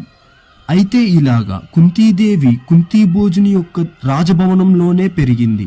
అలాగా ఒకరోజు దుర్వాస మహర్షి కుంతీభోజుని యొక్క రాజ్యానికి అయితే వచ్చాడు. ఇక్కడ దుర్వాసుడు ముక్కోపి, అంటే చిన్న చిన్న విషయాలకే శపిస్తూ ఉంటాడు. ఇదే కారణం చేత దేవతలకు కూడా దుర్వాస మహర్షి అంటే చాలా భయం. అయితే కుంతీదేవి దుర్వాస మహర్షిని చూసి భయపడకుండా సేవించి సకల మర్యాదలతో సత్కరించింది.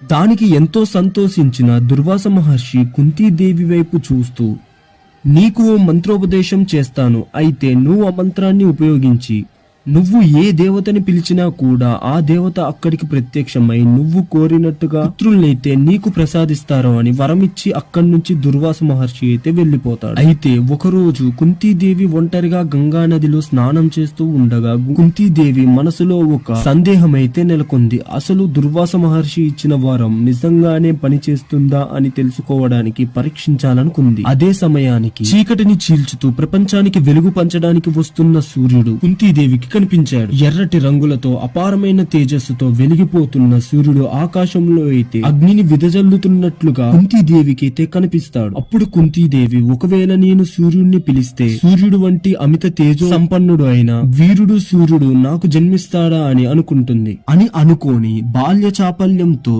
తన కన్నులను మూసుకొని, ఓ సూర్యదేవ, నాకు నీ వంటి తేజో సంపన్నుడు పరమ వీరుడు శూరుడు అయిన పుత్రుని జన్మించాలని దుర్వాస మహర్షి తనకిచ్చిన మంత్రోపదేశాన్ని అయితే ఇక్కడ జపిస్తుంది. అప్పుడు సూర్యుడు ప్రత్యక్షమై అపార తేజస్సుతో బగబగబగ మండిపోతున్న అగ్ని వలె సూర్యదేవుడైతే కుంతీదేవి ముందటికి రాగానే కుంతీదేవి గజగజ వణికిపోయింది భయంతో. అప్పుడు సూర్య భగవానుడు తన తేజస్సును కొంత తగ్గించుకొని కుంతీదేవి వైపు చూస్తూ, బాల, భయపడకు, నువ్వు అడిగిన వరాన్ని నేను ప్రసాదించడానికి నీ వద్దకు వచ్చాను అని అన్నాడు. దానికి కుంతీదేవి, స్వామి క్షమించండి, బాల్య చాపల్యంతో తెలియక మిమ్మల్ని ఆహ్వానించాను. నాకు ఇంకా వివాహం జరగలేదు. ఇప్పుడు గనక నాకు బిడ్డ జన్మిస్తే నా తల్లిదండ్రులకు నా ముఖం ఎలా చూపించను? నన్ను క్షమించండి, దయచేసి మీరు తిరిగి వెళ్లిపోండి అని అంది. అప్పుడు సూర్యుడు, ఒకసారి మా పేరు పిలిచి మమ్మల్ని ఆహ్వానించినప్పుడు వరమివ్వకుండా తిరిగి వెళ్లడం సాధ్యం కాని పని అని కుంతీదేవితో చెప్తాడు. అని చెప్పి, నీకు గర్భం రాకుండా బిడ్డను ప్రసాదిస్తాను, ఆ బిడ్డను స్వయంగా నేనే రక్షిస్తానని సూర్యదేవుడు కుంతీదేవితో చెప్తాడు. అలా చెప్పి తదాస్తు అని ఆశీర్వదిస్తాడు. వెంటనే సహజ కవచ కుండలాలను ధరించి వజ్రం లాంటి రూపంతో సూర్యుణ్ణి మించిన తేజస్సుతో ప్రకాశిస్తూ కుంతీదేవి చేతిలో ఒక అందమైన బాలుడైతే ప్రత్యక్షమవుతాడు. ఆ బిడ్డ మరి ఎవరో కాదు, మీ అందరికీ తెలిసే ఉంటుంది ఇప్పటికీ. మరి ఆ బిడ్డ పేరు వచ్చేసి కర్ణుడు. ఈ మహాభారతం ఎపిసోడ్ తో సంబంధం లేకుండా కర్ణుడి బయోగ్రఫీని నేను సపరేట్ గా ఒక లెంతీ వీడియో ఫుల్ ఫ్లెడ్జ్డ్ గా తన పూర్తి జీవితాన్ని మునిస్తూ ఒక వీడియోనైతే చేసి ఛానల్లో త్వరలోనే అప్లోడ్ చేస్తా. కానీ ఇప్పుడు మహాభారతం ఎపిసోడ్స్ అన్ని కూడా వ్యాస భారతాన్ని బేస్ చేసుకునే చెప్తున్నాను. ఈ వ్యాస భారతాన్ని బేస్ చేసుకొని ప్రతి ఒక్క క్యారెక్టర్ కి అయితే మంచి చెడు రెండు ఫేసెస్ ని కూడా క్లియర్ కట్ గా ఎక్స్ప్లెయిన్ చేస్తాను.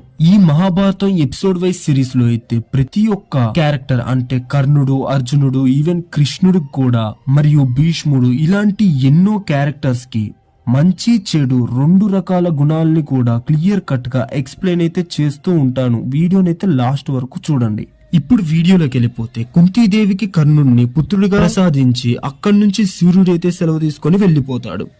అలాగా ఆ బిడ్డను చూస్తూ కుంతీదేవి, ఇప్పుడు ఈ బిడ్డను తీసుకొని నేను మా తల్లిదండ్రుల దగ్గరకు ఎలా వెళ్ళను అని, అలాగనే ఈ బిడ్డను చూస్తే నా మనసు అయితే తరుక్కుపోతుంది, ఈ బిడ్డని ఇలాగ వదిలివేయలేను అని ఆలోచిస్తున్న కుంతీదేవికి సముద్రం అంటే గంగా నదిలో కొట్టుకు వస్తున్న బంగారం వజ్రాలతో నిండిన ఒక పెట్టె అయితే కనిపిస్తుంది.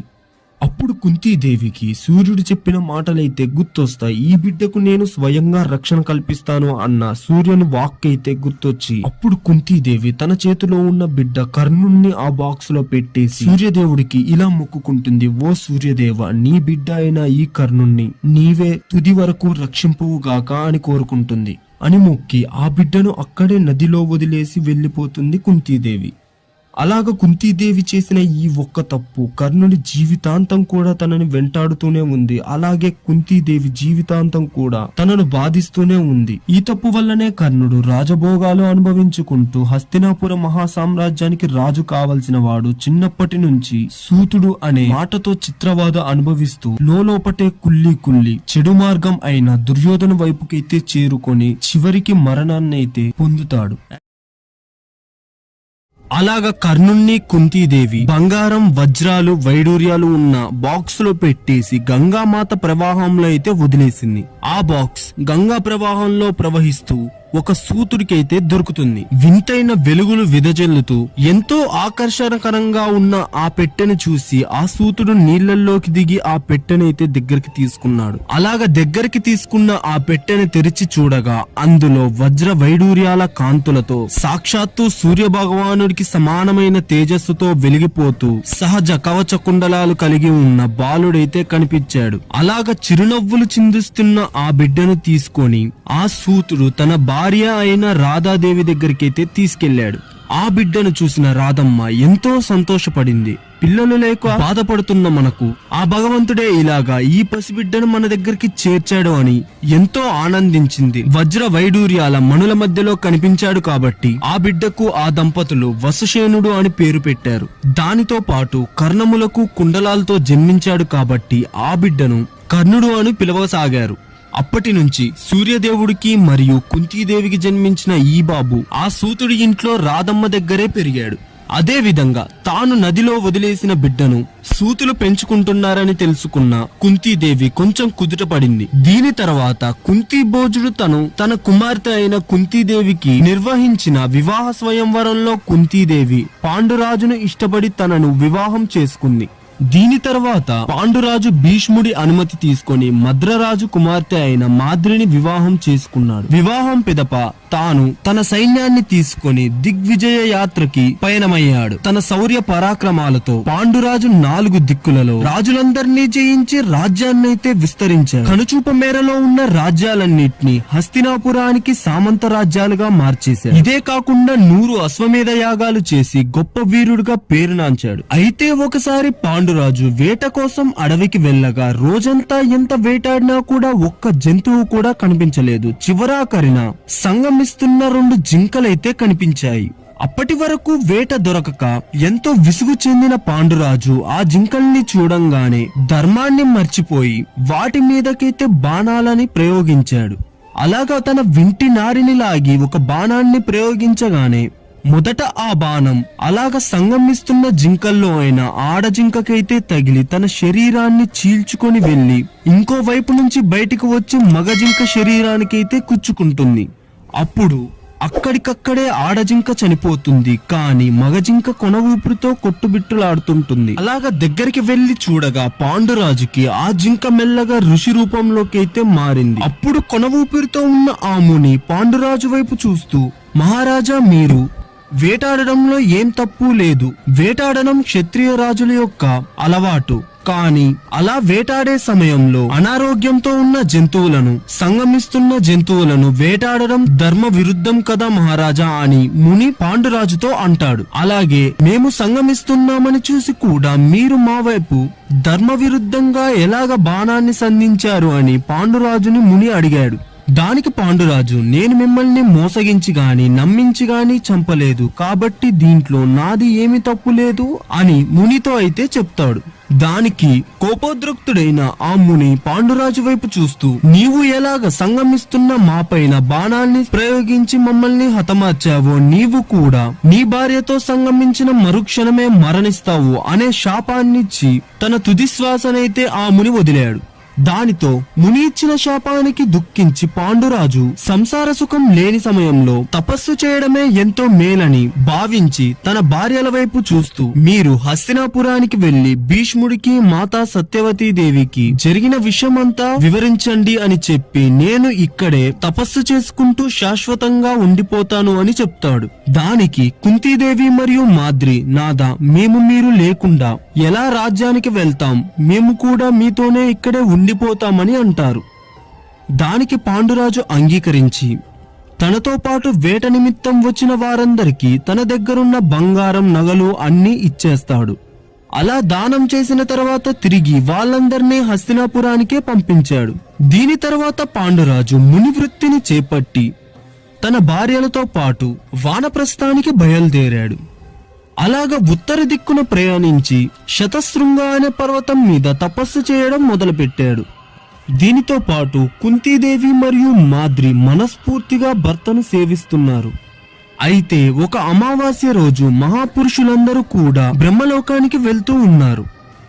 దానితో పాండురాజు కూడా తన భార్యలతో బ్రహ్మలోకానికి వెళ్ళడానికి ప్రయాణమయ్యాడు. అలాగ పాండురాజును చూసిన ఆ మహర్షులు, రాజా ఇవి దేవ మార్గాలు, మీలాంటి వారు ఇచ్చటికి రాలేరు అని అన్నారు. దానితో పాండురాజుకు విషయం అర్థమయ్యి ఆ ఋషుల వైపు చూస్తూ, మహాత్మా మాకు సంతానం లేదు, అందువలనే కదా మమ్ము మీరు దేవ మార్గమున ప్రయాణించేందుకు అర్హత లేదన్నారు అని అన్నాడు. అప్పుడు ఆ మహర్షులు దివ్య దృష్టితో పాండురాజు వైపు చూసి, రాజా మీ జాతకంలో సంతాన యోగం ఉంది, సమస్త లోకాన్ని పరిపాలించే జగదేక వీరులు మీకు పుత్రులుగా జన్మిస్తారు అని అన్నారు. అలాగే మీరు సంతానం కోసం ప్రయత్నించండి అని చెప్పారు. దాని తర్వాత పాండురాజు ఋషులు చెప్పిన విషయం గురించి ఆలోచిస్తూ తన మనసులో ఇలా అనుకుంటాడు, మనిషిగా జన్మించిన వాడికి 4 రుణాలు ఉంటాయి. అవి దేవరుణం, ఋషి రుణం, పితృరుణం మరియు మనుష్య రుణం అని అంటాడు. అని అనుకోని పురుషుడు ఇలాగ 4 రుణాలను తీర్చాలి, లేకపోతే అతనికి పుణ్యలోకాలు ఉండవు. యజ్ఞాల వలన దేవరుణము మరియు వేదాలు అధ్యయనం చేయడం వల్ల ఋషి రుణము, పుత్రులకు గాని వారి ద్వారా ఇతరులకు గాని మంచి గతిని పట్టించడం వల్ల పితృరుణం మరియు దయాగుణం వల్ల మనుషులకు మనుష్య రుణము తీర్చుకుంటాడు. నేను ఇక్కడ పితృరుణం తప్ప అన్ని రుణాల్ని తీర్చుకున్నాను అని తన మనసులో అనుకోని, కాని ముని శాపం వల్ల నాకు సంతానయోగం లేదు కదా అని మనసులో బాధపడి ఏం చేయాలి అని ఆలోచిస్తున్న పాండురాజుకు దేవర న్యాయం అనేది గుర్తొస్తుంది. ఈ దేవర న్యాయం వలనే అంబికాకి మరియు అంబాలికలకైతే ధృతరాష్ట్రుడు, పాండురాజు, విదురుడైతే జన్మించాడు. అలాగా దేవర న్యాయం నెత్తికొచ్చిన పాండురాజు కుంతీదేవి మరియు మాద్రులను పిలిచి, మీరు దేవర న్యాయం ప్రకారంగా సంతానాభివృద్ధినైతే చెయ్యండి అని చెప్తాడు. అప్పుడు కుంతీదేవి, నాదా మా మనసులో మీకు తప్ప ఇంకొకరికి చోటు లేదు అని చెప్పి నాకు ఇంతకు ముందే ఋషి దుర్వాసుడు ఇచ్చిన వరం గురించి, దాని వలన పిల్లలను దేవానుగ్రహం ద్వారా పుట్టించొచ్చు అని పాండురాజుకైతే కుంతీదేవి చెప్తుంది. అన్నీ చెప్తుంది గాని కర్ణుడి గురించైతే చెప్పదు. అలాగా నేను ఏ దేవుణ్ణి స్మరించినా కూడా ఆ దేవుడు ప్రత్యక్షమై వారి అంశతో బిడ్డను ప్రసాదిస్తాడు అని చెప్తుంది. చెప్పి ఆ మంత్రం ద్వారా మనకి సంతానాభివృద్ధి చెందుతుందని, ఇప్పుడు నేను ఏ దేవుణ్ణి ఆరాధించాలి అని పాండురాజుని అడుగుతుంది. దానికి పాండురాజు ఎంతో సంతోషపడి కుంతీదేవి వైపు చూస్తూ ఇలా అంటాడు, కుంతి, ధర్మదేవుణ్ణి మించిన దేవత లేడు. ఆయన కారణంగా మనకి ధర్మాత్ముడు, సద్గుణ సంపన్నుడు అయిన పుత్రుడు జన్మిస్తాడు. కాబట్టి నీవు యమధర్మరాజునైతే స్మరించమని చెప్తాడు. ప్రజల్ని కన్న బిడ్డల్లా చూసుకునేవాడు, రాజ్యాన్ని ధర్మబద్ధంగా పరిపాలించేవాడు పుత్రుడిగా ప్రసాదించమని యమధర్మరాజునైతే ప్రార్థించమని చెప్తాడు. అలా భర్త అనుమతితో కుంతీదేవి యమధర్మరాజునైతే స్మరించింది. యమధర్మరాజు దయ వలన కుంతీదేవి గర్భం దాల్చింది. అలాగా 1 సంవత్సరానికి కుంతీదేవి గర్భాన ఒక కుమారుడు జన్మించాడు. ఆ బిడ్డ పుట్టంగానే ఆకాశం నుండి పెద్దగా కొన్ని శబ్దాలైతే వినిపించాయి. అలాగా ఆకాశవాణి ఆ బిడ్డకు యుధిష్ఠరుడు అని నామకరణమైతే చేసింది. ఆ బిడ్డను చూసిన అక్కడ ఉన్న మహర్షులందరూ పాండురాజుతో, ఈ బిడ్డ కురువంశానికి మహారాజు అవుతాడు మరియు ధర్మబద్ధంగా రాజ్యపాలనైతే చేస్తాడు అని చెప్పారు. అయితే ఇంకో వైపున హస్తినాపురంలో గాంధారి గాంధారి కూడా గర్భం దాల్చింది. నిజానికి కుంతీదేవి కంటే గాంధారియే ముందు గర్భం దాల్చింది. కానీ గర్భం దాల్చి ఎంతకాలమైనా కూడా బిడ్డను ప్రసవించలేదు. ఇంతలో కుంతీదేవికి మగబిడ్డ పుట్టాడన్న వార్త హస్తినాపురానికి అయితే చేరింది. అది విని భరించలేక గాంధారి గట్టిగా తన చేతులతో గర్భం మీదైతే బాదుకుంది. దానితో ఆమెకు గర్భస్రావమై ఒక మాంసపు ముద్దకైతే జన్మనిచ్చింది. ఇది చూసి అందరూ ఆశ్చర్యపోయారు. అందరూ దిగ్భ్రాంతికి చెందారు. అయితే వ్యాసుడు హస్తినాపురానికి వచ్చి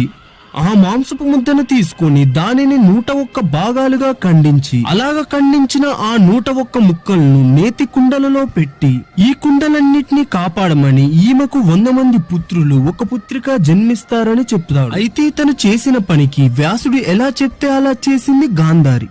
అయితే ఇంకో వైపున శతశృంగ పర్వతం మీద ఉన్న పాండురాజుకు ఇంకో కుమారుడు కావాలనిపించింది.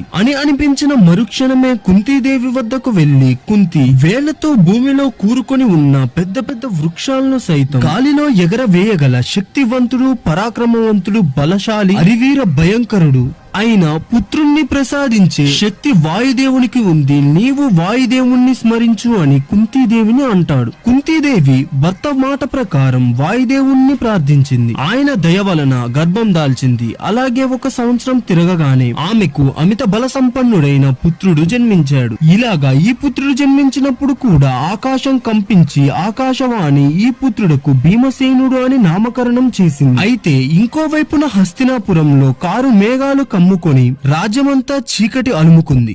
ఆకాశంలో ఉరుములు, మెరుపులు, గర్జనలతో పెద్ద తుఫానైతే ఒకటి మొదలైంది. దీనితో పాటు రాజ్యంలోని పశువులు వింతైన శబ్దాలు చేస్తూ అరుస్తూ ఉన్నాయి. ఈ శకునాలన్నీ వేటిని సూచిస్తున్నాయా అని వ్యాసుడు తన దివ్య దృష్టితో చూడగా అప్పుడు తనకి కొన్ని దృశ్యాలైతే కనిపించాయి. ఒకసారి భూదేవి దేవతలతో సహా విష్ణుదేవుడి దగ్గరికి వెళ్లి, ప్రభు, రోజు రోజుకి మనుష్యుల సంఖ్య పెరిగిపోతుంది, భూభారం తగ్గే మార్గం ఏమిటి అని అడిగింది. దానికి శ్రీ మహావిష్ణువు చిన్నగా నవ్వి, త్వరలోనే ధృతరాష్ట్రుడు అనే మహారాజుకు దుర్యోధనుడు అనే బాలుడు జన్మిస్తాడు. అతడు అత్యంత దుర్మార్గుడు, దుష్టుడు మరియు అహంకారి. అతని కారణంగా కురుక్షేత్రం అనే మహాయుద్ధం జరుగుతుంది.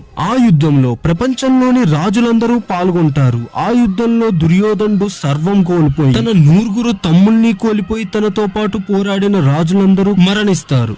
అలాగ భూభారం తగ్గుతుందని విష్ణుమూర్తి భూదేవితో అయితే చెప్తాడు. ఇదంతా తన దివ్య దృష్టితో చూసిన వ్యాసుడు కలవరపాటుతో దుర్యోధనుడా అని అంటాడు. అలాగ తనలో తానే అనుకున్న తర్వాత సరిగ్గా అదే సమయానికి ఆకాశంలో ఉరుములు, మెరుపులతో దద్దరిల్లిపోతున్న సమయంలో మాంసపు ముద్దలను పెట్టి ఉంచిన కుండల్లో ఒక కుండ అయితే కొంచెం పగిలి దాంట్లోంచి ఒక చెయ్యి బయటకు వస్తుంది. అదే సమయంలో ఆకాశవాణి అలా జన్మించిన పుత్రుడికి దుర్యోధనుడు అని నామకరణం అయితే చేస్తుంది. ఇలాగ దుర్యోధనుడు జన్మిస్తాడు.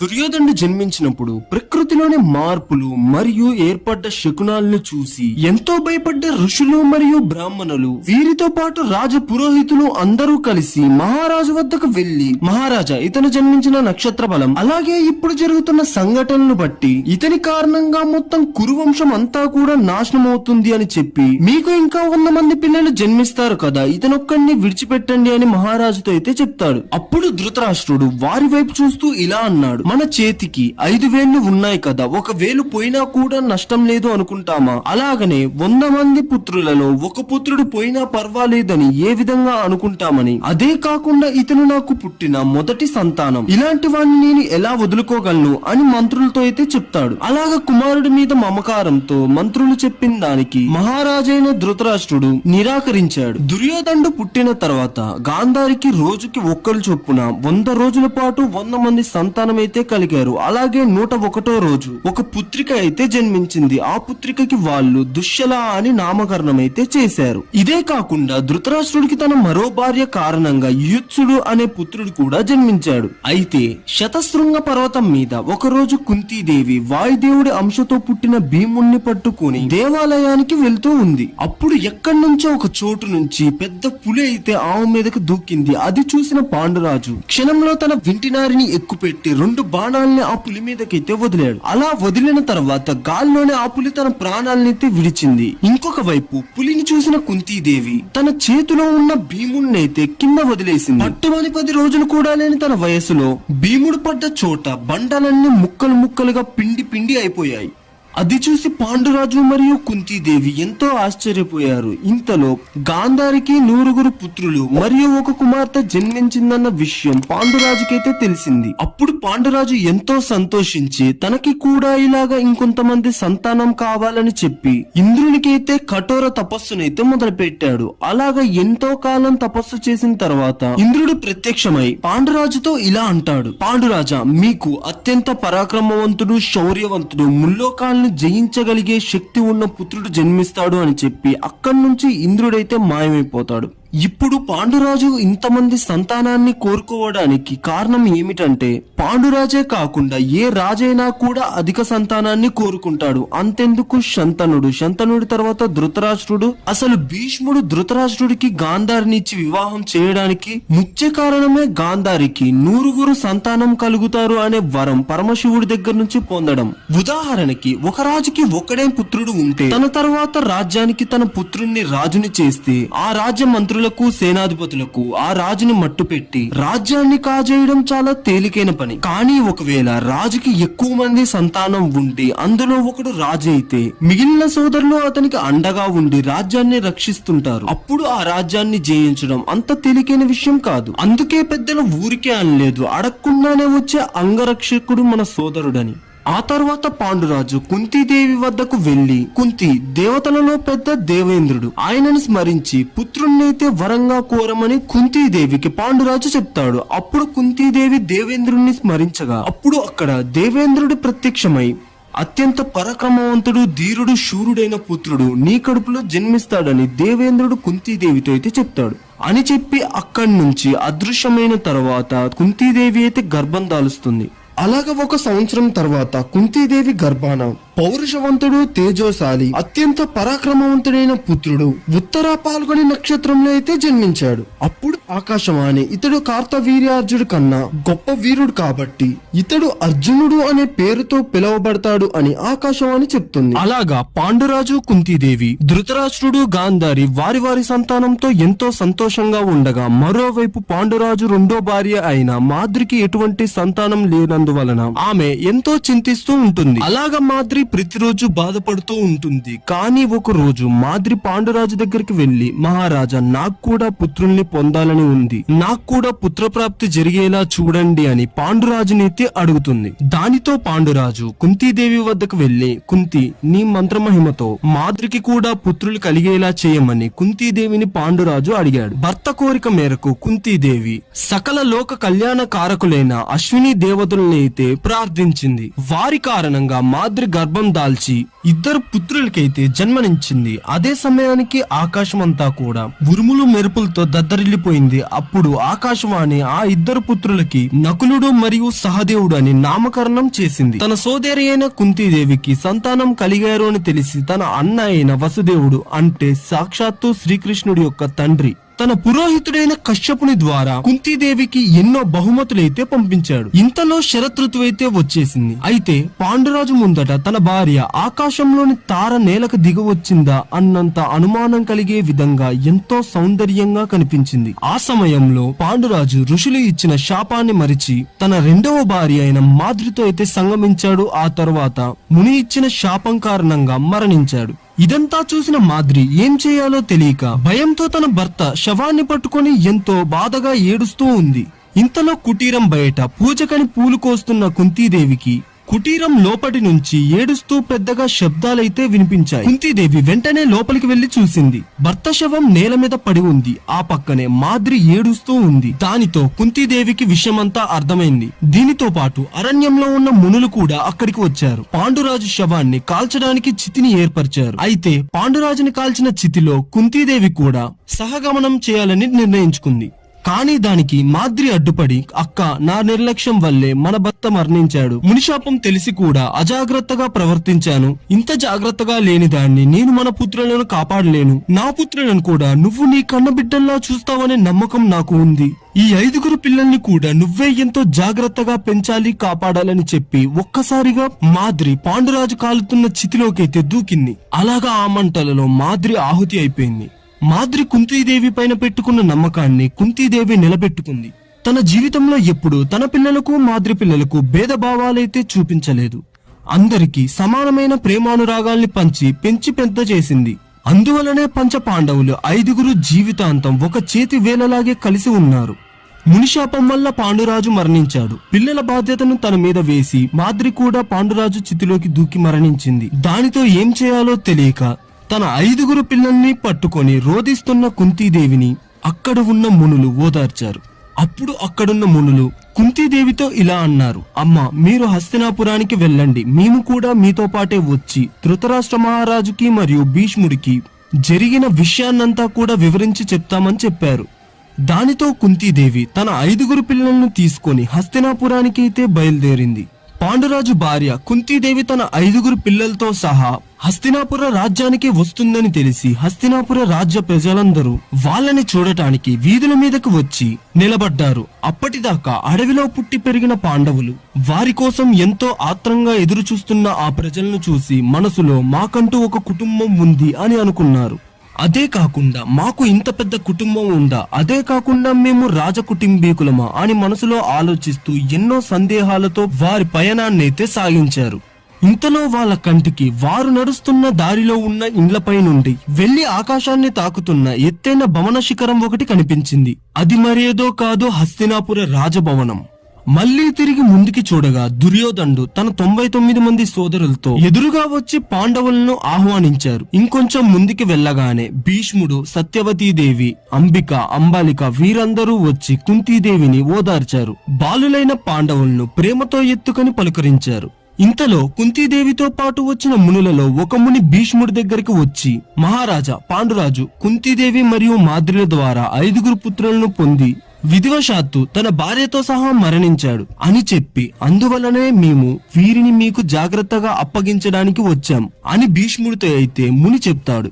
అలాగా కుంతీదేవిని పాండవుల్ని భీష్ముడికి అప్పగించి మునులు మళ్లీ తిరిగి అరణ్యానికైతే పయనమయ్యారు. ఆ తర్వాత భీష్ముడు కుంతీదేవిని మరియు 5గురు పిల్లల్ని రాజభవనానికైతే తీసుకుని వెళ్ళాడు. అప్పటి నుంచి పాండవులు కౌరవులు కలిసిమెలిసి రాజభవనంలోనే ఉంటున్నారు. ధృతరాష్ట్రుడు కూడా తన పిల్లలు మరియు తన తమ్ముడు పిల్లలు అనే భేదభావాలు లేకుండా అందరినీ సమానంగా చూస్తున్నాడు. అయితే ఓసారి వ్యాసుడు హస్తినాపురానికి వచ్చి తన తల్లి అయిన సత్యవతీ దేవితో, అమ్మ, కౌరవులు దుర్మార్గులు, వారి ఆగడాలు మీరు భరించలేరు. ఇప్పటి నుంచి హస్తినాపురంలో ఎన్నో దుర్ఘటనలు చోటు చేసుకుంటాయి. అవి చూస్తూ మీరు సంతోషంగా ఉండలేరు. ఇక మీదట మీ పెద్దరికం ఇక్కడ చెల్లదు అని చెప్తాడు. కాబట్టి ఇక్కడి నుంచి వెళ్లి తపస్సుని ఆచరించండి అని సత్యవతీ దేవితో వ్యాసుడు చెప్తాడు. సత్యవతీ దేవి వ్యాసుడు చెప్పిన మాటలను విని తన కోడళ్ళు అయిన అంబికాని, అంబాలికల్ని తీసుకొని అరణ్యానికి వెళ్లి తపస్సు చేసుకోవడం మొదలుపెట్టింది. అయితే దుర్యోధనుడు పుట్టినప్పటి నుంచి రాజ్యభోగాలు అన్ని అనుభవించుకుంటూ ఈ సంస్థానానికి నేనే మహారాజుని అని అనుకుంటున్న సమయంలో ఎక్కడో అరణ్యాల నుంచి పాండురాజు కొడుకులు అని పాండవులు రావడంతో దుర్యోధనుడికి తన సింహాసనం చేజారిపోతుందనే భయం మొదలైంది. రాజ్యంలోని వారందరూ భీముడి బలం గురించి, ధర్మరాజు యొక్క ధర్మం గురించి పొగుడుతూ ఉంటే ఆ భయం దుర్యోధనులో మరింత బలపడింది. భీముడి యొక్క భుజబలానికి కౌరవులలో ఎవరూ సరితూగట్లేదు. ఆటలలో భీముడి వల్ల కౌరవులు అనేక బాధలు పడేవారు. ఒక పెద్ద తాడు పట్టుకుని మధ్యలో గీత గీసి 10 మంది గీతకు ఒకవైపు, 10 మంది గీతకు ఇంకో వైపు నిలబడి వారి బలాల్ని పరీక్షించుకునే ఆటలో భీముడు ఒక్కడే ఒకవైపు నిలబడి మరోవైపు నిలబడి ఉన్న 100 మంది కౌరవులను నేల మీద ఈడ్చుకొచ్చేసేవాడు. ఇంకోవైపు కౌరవులు అందరూ చెట్టెక్కి పండ్లు కోసుకుంటూ ఉంటే భీముడు ఆ చెట్టు మొదల్ని పట్టుకొని ఊపి పైనున్న కౌరవులందరినీ కింద పడేసేవాడు. ఇదంతా చూస్తున్న దుర్యోధనుడు భీముడు ఉండగా యుధిష్ఠుడు అనగా ధర్మరాజుని మనం ఏమీ చేయలేము అని భావించి ముందు ఈ భీముడి అంతు చూడాలి అని అనుకొని తన తమ్ముడు దుశ్శాసనుడు మరియు తన మేనమామ శకునిని పిలిపించి, ఈ భీముడు పెట్టే బాధలు మేము భరించలేకపోతున్నాం, ఎలాగైనా ఈ భీముడిని చంపి యుధిష్ఠుడిని చెరలో పెట్టి రాజ్యాన్ని అంతా మనమే పరిపాలించాలి అని భావంతో వారితో ఇలా అన్నాడు. దానికి శకుని, చూడు సుర్యోధన, నీవు చెప్పింది చేయడం అంత తేలికైన పని కాదు. భీముడిని చంపింది మనమేనని తెలిస్తే ఆ భీష్ముడు మనల్ని ఊరికే వదలడు. కాబట్టి భీముడు చావాలి. దానికి కారణం మనమేనని ఎవరికీ తెలియకూడదు. దానికి కావాల్సిన వ్యూహాన్ని నేను రచిస్తాను కదా అని శకుని దుర్యోధనుడితో అంటాడు. కిందటి ఎపిసోడ్ లో దుర్యోధనుడు శకునితో కలిసి భీముణ్ణి చంపడానికి వేసిన పథకం గురించి అయితే చూశాం. అయితే ఒకసారి భీముడు కౌరవులతో బాగా ఆటలాడి పక్కనే ఉన్న ఒక చెట్టు కింద అలసిపోయి పడుకున్నాడు. కౌరవులతో ఆటలంటే ఒట్టి ఆటలే కాదు, ఆ ఆటలతో పాటు గొడవలు కూడా ఉంటాయని అర్థం. అయితే దుర్యోధనుడు అదే అదునుగా భావించి శకుని పథకం ప్రకారం తనే స్వయంగా వెళ్తే చాలా ప్రమాదమని తన సారథికి కొన్ని విష సర్పాలను ఇచ్చి భీముడి మీదకి వేయమని చెప్తాడు. దుర్యోధనుడు చెప్పినట్టుగానే ఆ సారథి అత్యంత విష సర్పాలని తీసుకెళ్లి చెట్టు కింద నిద్రిస్తున్న భీముడి పైనైతే వేశాడు. ఆ విష సర్పాలు భీముడి శరీరం మీదకు వెక్కి భీముడి ఛాతి మీద, భీముడి నాడీ వ్యవస్థ మీద, అలాగే మన ఒంట్లో ఉన్న అతి సున్నితమైన ప్రదేశాల్లో కాటు వేశాయి. కానీ అది చూసి ఆ చుట్టుపక్కల దాక్కొని ఉన్న శకుని, దుర్యోధనుడు మరియు దుశ్శాసనుడు ఎంతో ఆశ్చర్యపోయారు. ఎందుకంటే భీముడిపై కాటు వేసిన ఆ విష సర్పాలు భీముడి యొక్క వజ్ర శరీరాన్ని అయితే ఛేదించలేకపోయాయి. అంతేకాకుండా భీముడి శరీరం పైన కాటు వేసిన ఆ సర్పాల కోరలైతే విరిగిపోయాయి. ఇంతలో భీముడికి ఏవో చీమలు కుడుతున్నాయని అనిపించి నిద్ర లేచి చూశాడు. అప్పుడు భీముడికి తన చుట్టూ ఉన్న ఆ విష సర్పాలైతే కనిపించాయి. అప్పుడు భీముడు తన చేతులతో కాళ్ళతో వాటిని కొట్టి తొక్కి చంపేశాడు. అదే రోజు రాత్రి దుర్యోధనుడు శకునితో, మామ నువ్వు చెప్పినట్లుగానే ఆ భీముడి పైన అత్యంత విషపూరితమైన పాములనైతే వదిలాను, కానీ ఆ విష సర్పాలు భీముడికి ఏమాత్రం హాని కలిగించలేకపోయాయి అని చెప్పి నేను ఇప్పుడు ఏం చేయాలి అని దుర్యోధనుడు శకునితో కోపంగా అన్నాడు. అప్పుడు శకుని, మనం శత్రువుల్ని జయించలేనప్పుడు వారిని మిత్రులుగా చేసుకోవడమే అత్యంత తెలివైన లక్షణం అని చెప్తాడు. దానికి దుర్యోధనుడు ఎంతో ఆక్రోశంగా, అంటే నేను ఇప్పుడు ఆ భీముడితో స్నేహం చేయాలా అని అంటాడు. ఇది అస్సలు జరిగే పని కాదు, అది అసంభవం అని అన్నాక శకుని మెల్లగా నవ్వి, శత్రువులు మనకంటే బలవంతులైనప్పుడు వారి మీదకు కత్తి దూయకూడదు, వారిని మెల్లగా కపటంతో దెబ్బతీయాలి. ఈసారి దుర్యోధనుడు భీముడి మీదకి విష సర్పాలను కాకుండా స్వయంగా పాయసంలో విషాన్ని కలిపి శరీరం లోపలికైతే పంపించి అతన్నైతే మృతి చెందేలా చేయాలి అని శకుని దుర్యోధనుడితో చెప్తాడు. ఇప్పటికైతే నువ్వు ఆ పాండవులతో స్నేహం చేయి, నేను చెప్పినట్టు చేయి మేనల్లుడా, అంతా నేనే చూసుకుంటాను అని శకుని అంటాడు. అప్పుడు దుర్యోధనుడు ఎంతో కపటంతో, ఎంతో ద్వేషంతో పాండవుల మీద ఒక చిరునవ్వైతే నవ్వి, సరే మామ అని శకునితో అంటాడు. మరుసటి రోజు దుర్యోధనుడు మైదానంలో ఆడుకుంటున్న పాండవుల దగ్గరికి తన తమ్ముడైన దుశ్శాసనుడితో సహా వెళ్లి ఎలాగైనా ఈ రోజు వాళ్లతో స్నేహం చేయాలి అని అంటాడు. పాండవుల దగ్గరికి వచ్చిన దుర్యోధనుని మరియు దుశ్శాసనుని చూసి పాండవులు మళ్లీ దుర్యోధనుడు ఇక్కడికి వస్తే ఏం గొడవ పెట్టుకుంటాడో అని భయపడి దాంతో పాటు కోపంతో ఆ దుర్యోధనుడి వైపు అయితే చూస్తూ ఉన్నారు. అయితే ధర్మరాజు మనసులో కోపం లేకపోయినా కూడా దుర్యోధనుడు తన దగ్గరికి ఎందుకు వచ్చాడా అని ఆలోచిస్తూ ఉన్నాడు. అప్పుడు దుర్యోధనుడు యుధిష్ఠిరుడి దగ్గరికి వచ్చి అమాయకంగా తన ముఖాన్ని పెట్టి, సోదరా యుధిష్ఠిరా, నేను ఇప్పటి వరకు మీతో మంచిగా నడుచుకోలేదు, కానీ ఇప్పటి నుంచి అలా జరగదు. మనమంతా ఒకటే కుటుంబం, మన మధ్య గొడవలు మన ఎవరికి అంత మంచిది కాదు. నేను ఇప్పటి వరకు చేసిన తప్పులకు నన్ను క్షమించండి అని అన్నాడు.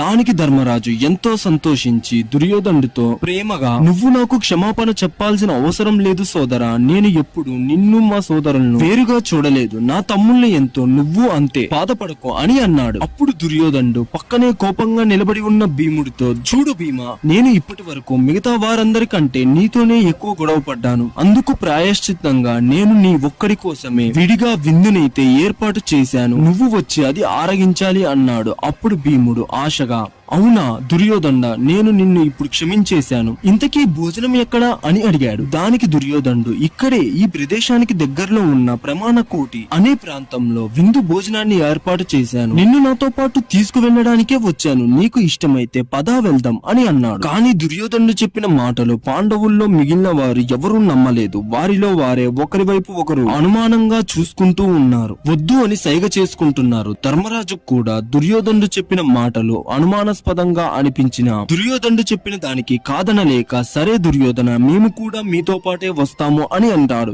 మాకు కూడా ఇప్పటి వరకు ఆడి ఆడి చాలా ఆకలిగా ఉంది, పదా వెళ్దాం అని అంటాడు. దానికి దుర్యోధనుడు, లేదు లేదు, ఇక్కడ మీకు భోజనాన్ని ఏర్పాటు చేశాను, అక్కడ ఏర్పాటు చేసిన భోజనం భీముడు ఒక్కడికే సరిపోతుంది అని అన్నాడు. దానితో పాండవులు మళ్లీ అనుమానాస్పదంగా ఒకరి ముఖాన్ని ఒకరు చూసుకుంటూ ఉన్నారు. అది గమనించిన దుర్యోధనుడు, బహుశా మీరు ఇంకా నన్ను అనుమానిస్తూనే ఉన్నారు, ఇంకా నాపై మీకు నమ్మకం వచ్చినట్లుగా లేదు, అందుకనే భీముణ్ణి మీరు ఒంటరిగా నాతో పంపించడానికి ఆలోచిస్తూ ఉన్నారు అని అంటాడు. అప్పుడు ధర్మరాజు, లేదు దుర్యోధన, నాకు నీపై నమ్మకం ఉంది అని మేము ఇక్కడ భోజనం చేస్తాం, భీముణ్ణి నీతో పాటు తీసుకువెళ్ళు అని భీముణ్ణి చూసి చెప్తాడు. భీముడు ఎప్పుడెప్పుడు ఆ భోజనాన్ని ఆరగిద్దామా అని ఆతృతతో దుర్యోధనుడి వెంట వెళ్ళాడు. దుర్యోధనుడు భీముణ్ణి ప్రమాణకోటి అనే ప్రదేశంలో నది పక్కన ఉన్న ఒక కుటీరంలోనికైతే తీసుకుని వెళ్ళాడు. అక్కడికి వెళ్ళగానే భీముడికి కుటీరంలో నుంచి వివిధ రకాలైన పిండి వంటల గుమగుమ వాసనలైతే వచ్చాయి. వెంటనే భీముడు దుర్యోధనుడితో పాటు కుటీరంలోనికి వెళ్లి చూశాడు. అక్కడ గారెలు, బూరెలు, అనేక రకాల పిండి వంటలైతే దుర్యోధనుడి పక్కనే ఉన్న భీముడికైతే కనిపించాయి. అప్పుడు దుర్యోధనుడు కుటీరం బయటనే ఉన్న దాక్కుని చూస్తున్న శకుని వైపు చూస్తూ కళ్ళతో సైగ చేసి అంతా సరేనా అన్నట్టుగా చేశాడు. దానికి సరే అన్నట్లుగానే శకుని కూడా తన తలతో సైగనైతే చేశాడు దుర్యోధను వైపు. అప్పుడు దుర్యోధనుడు భీముడితో, భీమా, ఇవన్నీ నీకోసమే ఏర్పాటు చేశాను, తృప్తిగా తిను అని అన్నాడు.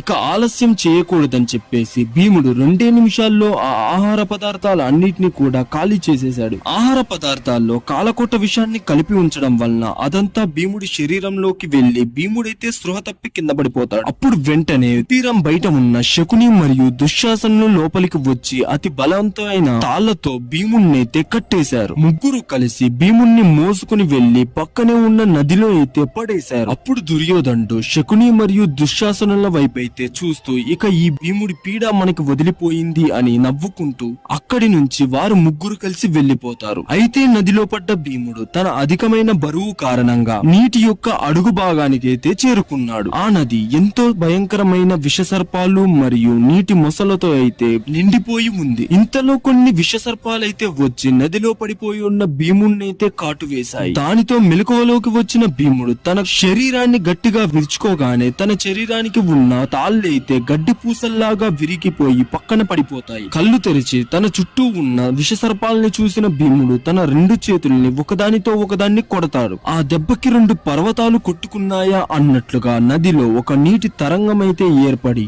భీముడి చుట్టూ ఉన్న విషసర్పాలన్నీ కూడా దూరంగా ఎగిరిపట్టాయి. వెంటనే ఆ విషసర్పాలు తన శరీరాన్ని 2గా మార్చి సగభాగం పాము ఇంకా సగభాగం మనిషిలాగా ఉండేలాగా మాయా రూపాన్ని ధరించి ఆయుధాల్ని ధరించి భీముడిపై యుద్ధానికైతే సిద్ధమయ్యాయి. అవి మామూలు సర్పాలు కావు, నాగలోకపు సైనికులు. ఆ సర్పాలన్నీ ఒకేసారి భీముడిపై విరుచుకుపడ్డాయి. కానీ భీముడు గుద్దే పిడిగుద్దులకు ఎంత వేగంగా ముందుకు వచ్చాయో అదే వేగంతో వెనక్కి అయితే ఫిరంగి గుండ్లలాగా పడిపోయాయి. వారి మధ్య జరిగే యుద్ధానికి నది అడుగు భాగాన నీటి తరంగంలో ఏదో భూకంపం వచ్చినట్లుగా మొత్తం బీభత్సం సృష్టించబడుతుంది. భీముడు కొట్టే దెబ్బలకు ఎక్కడో నీటి అడుగు భాగాన ఉన్న సర్పాలు నీటి పై భాగానికి వచ్చి మళ్లీ నీటిలో అయితే పడిపోతున్నాయి. భీముడి యొక్క శక్తి ముందు ఆ సర్ప వీరులు నిలబడలేక కింద పడి పారిపోతూ ఉన్నారు. భీముడు ఎంతసేపటికి అలసిపోకుండా ఆ పాముల్ని వెంబడిస్తూ వెళ్తూనే ఉన్నాడు. అలా వెళ్తున్న భీముడికి తెల్లటి రంగుని వెదజల్లుతూ ఒక పెద్ద అద్దం ఒకటి కనిపించింది. ఆ సర్పాలన్నీ కూడా ఆ అద్దం దగ్గరికి వెళ్లి మాయమైపోతూ ఉన్నాయి. ఆ అద్దం నాగలోకానికైతే ద్వారం. అయితే భీముడు ఆ అద్దం లోపల ఏముందా అని తెలుసుకోవడం కోసం తన చేతినైతే అద్దం మీదకు వేశాడు. అంతే, భీముడు ఏదో శక్తి లోపలికి లాగుతున్నట్లుగా ఆ అద్దం లోపలికైతే తోయబడ్డాడు. అక్కడ భీముడికి ఒక పెద్ద రాజ్యమే కనపడింది, అదే నాగలోకం. అక్కడ భీముడికి ఒక పెద్ద భవన ద్వారం అయితే కనిపించింది. ఆ ద్వారాన్ని తెరుచుకొని భీముడు లోపలికైతే నడవసాగాడు. ఆ భవనంలో అంతా చూడడానికి ఎంతో అందంగా అత్యంత సుందరంగా కనిపించాయి. ఆ భవనమంతా కూడా సర్పాల యొక్క చిహ్నాలతో నిండిపోయి ఉంది. ఆ భవన గోడల మీద అన్ని సర్పశిలలు అంటుకొని ఉన్నాయి. అయితే ఇంకొంచెం ముందుకు వెళ్ళగా అక్కడ సింహాసనంపై శిల రూపంలో పెద్దగా నాగరాజైతే ఆసీనుడై ఉన్నాడు. ఇంతలో భీముడికి ఎక్కడి నుంచో భీమసేన అనే ఒక పిలుపు అయితే వినిపించింది. అప్పుడు భీముడు తన చుట్టూ చూసి, మాయావి, ఎవరు నీవు? ధైర్యం ఉంటే నా ముందుకు వచ్చి నిలబడు అని అన్నాడు. అప్పుడు తన ముందు సింహాసనంలో శిల రూపాన్ని ధరించి ఉన్న నాగరాజు తన నిజ రూపాన్ని ధరించి సింహాసనంపై నుంచి లేచి తన దగ్గరికైతే వచ్చాడు. అప్పుడు ఆ భవనం చుట్టూ ఉన్న నాగశిల్పాల్లోంచి నాగుపాములు బయటికి వచ్చి భీముణ్ణి చుట్టుముట్టగా అప్పుడు భీముడు యుద్ధానికి సిద్ధమవుతున్నట్లుగా వాటి వైపైతే వెళ్ళసాగాడు.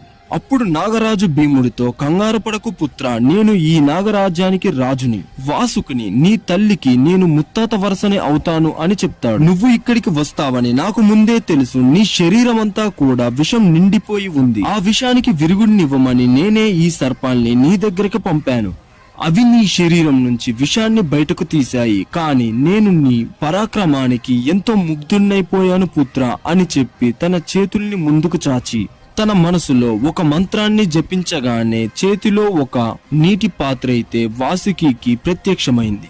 అప్పుడు వాసుకి భీముడి వైపు చూస్తూ, భీమా, ఇది నాగామృతం. ఇందులోని ఒక్కొక్క నీటి బిందువులో ఒక్కొక్క మదపటేనుకి సమానమైన శక్తి దాగి ఉంది. ఈ పాత్రలో మొత్తంగా 1000 ఏనుగుల శక్తి అయితే దాగి ఉంది. కానీ ఇప్పటి వరకు ఈ నాగామృతాన్ని ఎవరూ పూర్తిగా తాగలేదు. కానీ నువ్వు ఒకసారి ప్రయత్నించి చూడు అని అన్నాడు. అప్పుడు భీముడు తన చేతిలోకి ఆ పాత్రను తీసుకుని ఒక్క చుక్కని కూడా వదలచకుండా మొత్తం నీటినంతా కూడా తాగేశాడు. అది తాగిన భీముడి శరీరం 1000 ఏనుగుల శక్తితో ప్రకాశించింది. అప్పుడు భీముడు వాసుకి వైపు చూస్తూ, ధన్యవాదాలు తాత, మా అమ్మా సోదరులు నా కోసం వేచి ఉంటారు అని చెప్పి నేను ఇక బయలుదేరతాను అని అంటాడు. దానికి వాసుకి ఎంతో సంతోషించి తనని తిరిగి ప్రయాణానికైతే సాగనంపాడు. భీముడికి విషాన్నిచ్చి తనని నదిలో వేసినట్టుగా శకుని మరియు దుశ్శాసనుడు దుర్యోధనుడు మాట్లాడుకుండగా ధృతరాష్ట్రుడి యొక్క రెండో భార్య కొడుకు అయిన యుయుత్సుడు వింటాడు. యుయుత్సుడు ధృతరాష్ట్రుడి కొడుకే అయినా కూడా తన సోదరులు చేసే పని ఏమాత్రం నచ్చక ఆ విషయాన్నంతా కూడా కుంతీదేవికైతే చెప్తారు. అది విని వెంటనే వారందరూ దుర్యోధనుడు భీముణ్ణి నదిలో పడేసిన ప్రదేశానికి వెళ్లి భీమా భీమా అని గట్టిగా అరుస్తూ ఉన్నారు. అప్పుడు పక్కనే నదిలో నుంచి ఏదో తిమింగలం బయటికి వస్తున్నట్లుగా నదిలోని నీరంతా ఉప్పొంగిపోయింది. అప్పుడు కుంతీదేవి మరియు పాండవులు అరవడం ఆపి ఏదో నీటిలోంచి బయటికి వస్తుందని ఆసక్తిగా అటువైపు చూస్తూ ఉన్నారు. ఆ నదిలోంచి కొత్త ఉత్సాహంతో 1000 ఏనుగుల బలంతో భీముడు బయటికి వచ్చాడు. భీముడిని చూసినప్పుడు పాండవులు మరియు కుంతీదేవి ఎంతో సంతోషంగా భీముడి దగ్గరికి వెళ్లి తననైతే కౌగలించుకున్నారు. ఆ తర్వాత కుంతీదేవి భీముణ్ణి అసలు ఏం జరిగింది అని అడగగా భీముడు జరిగిన విషయాన్నంతా కూడా కుంతీదేవికి వివరించి చెప్తాడు. అప్పుడు భీముడు, ఆజ్ఞనివ్వండమ్మా, ఇప్పుడే ఆ దుర్యోధనుడి యొక్క అంతు చూస్తాను అని కోపంగా అంటాడు. వద్దు భీమా, మీ తండ్రి గారు చనిపోయాక ఆయన అన్నగారైన ధృతరాష్ట్రుడే మనకి ఆశ్రయాన్ని ఇచ్చారు. అతని ఆశ్రయంలో ఉంటూ అతని కుమారుడికి కీడు చేయడం ధర్మం కాదు అని వారించింది. అయితే భీముడు నదిలో నుంచి బయటికి వచ్చాడన్న విషయం దుర్యోధనుడు మరియు దుశ్శాసనుడు శకునికైతే తెలిసింది. ఒక పక్క ఆశ్చర్యంతో మరో పక్క అసూయ ద్వేషాలతో అయితే ఊగిపోయారు.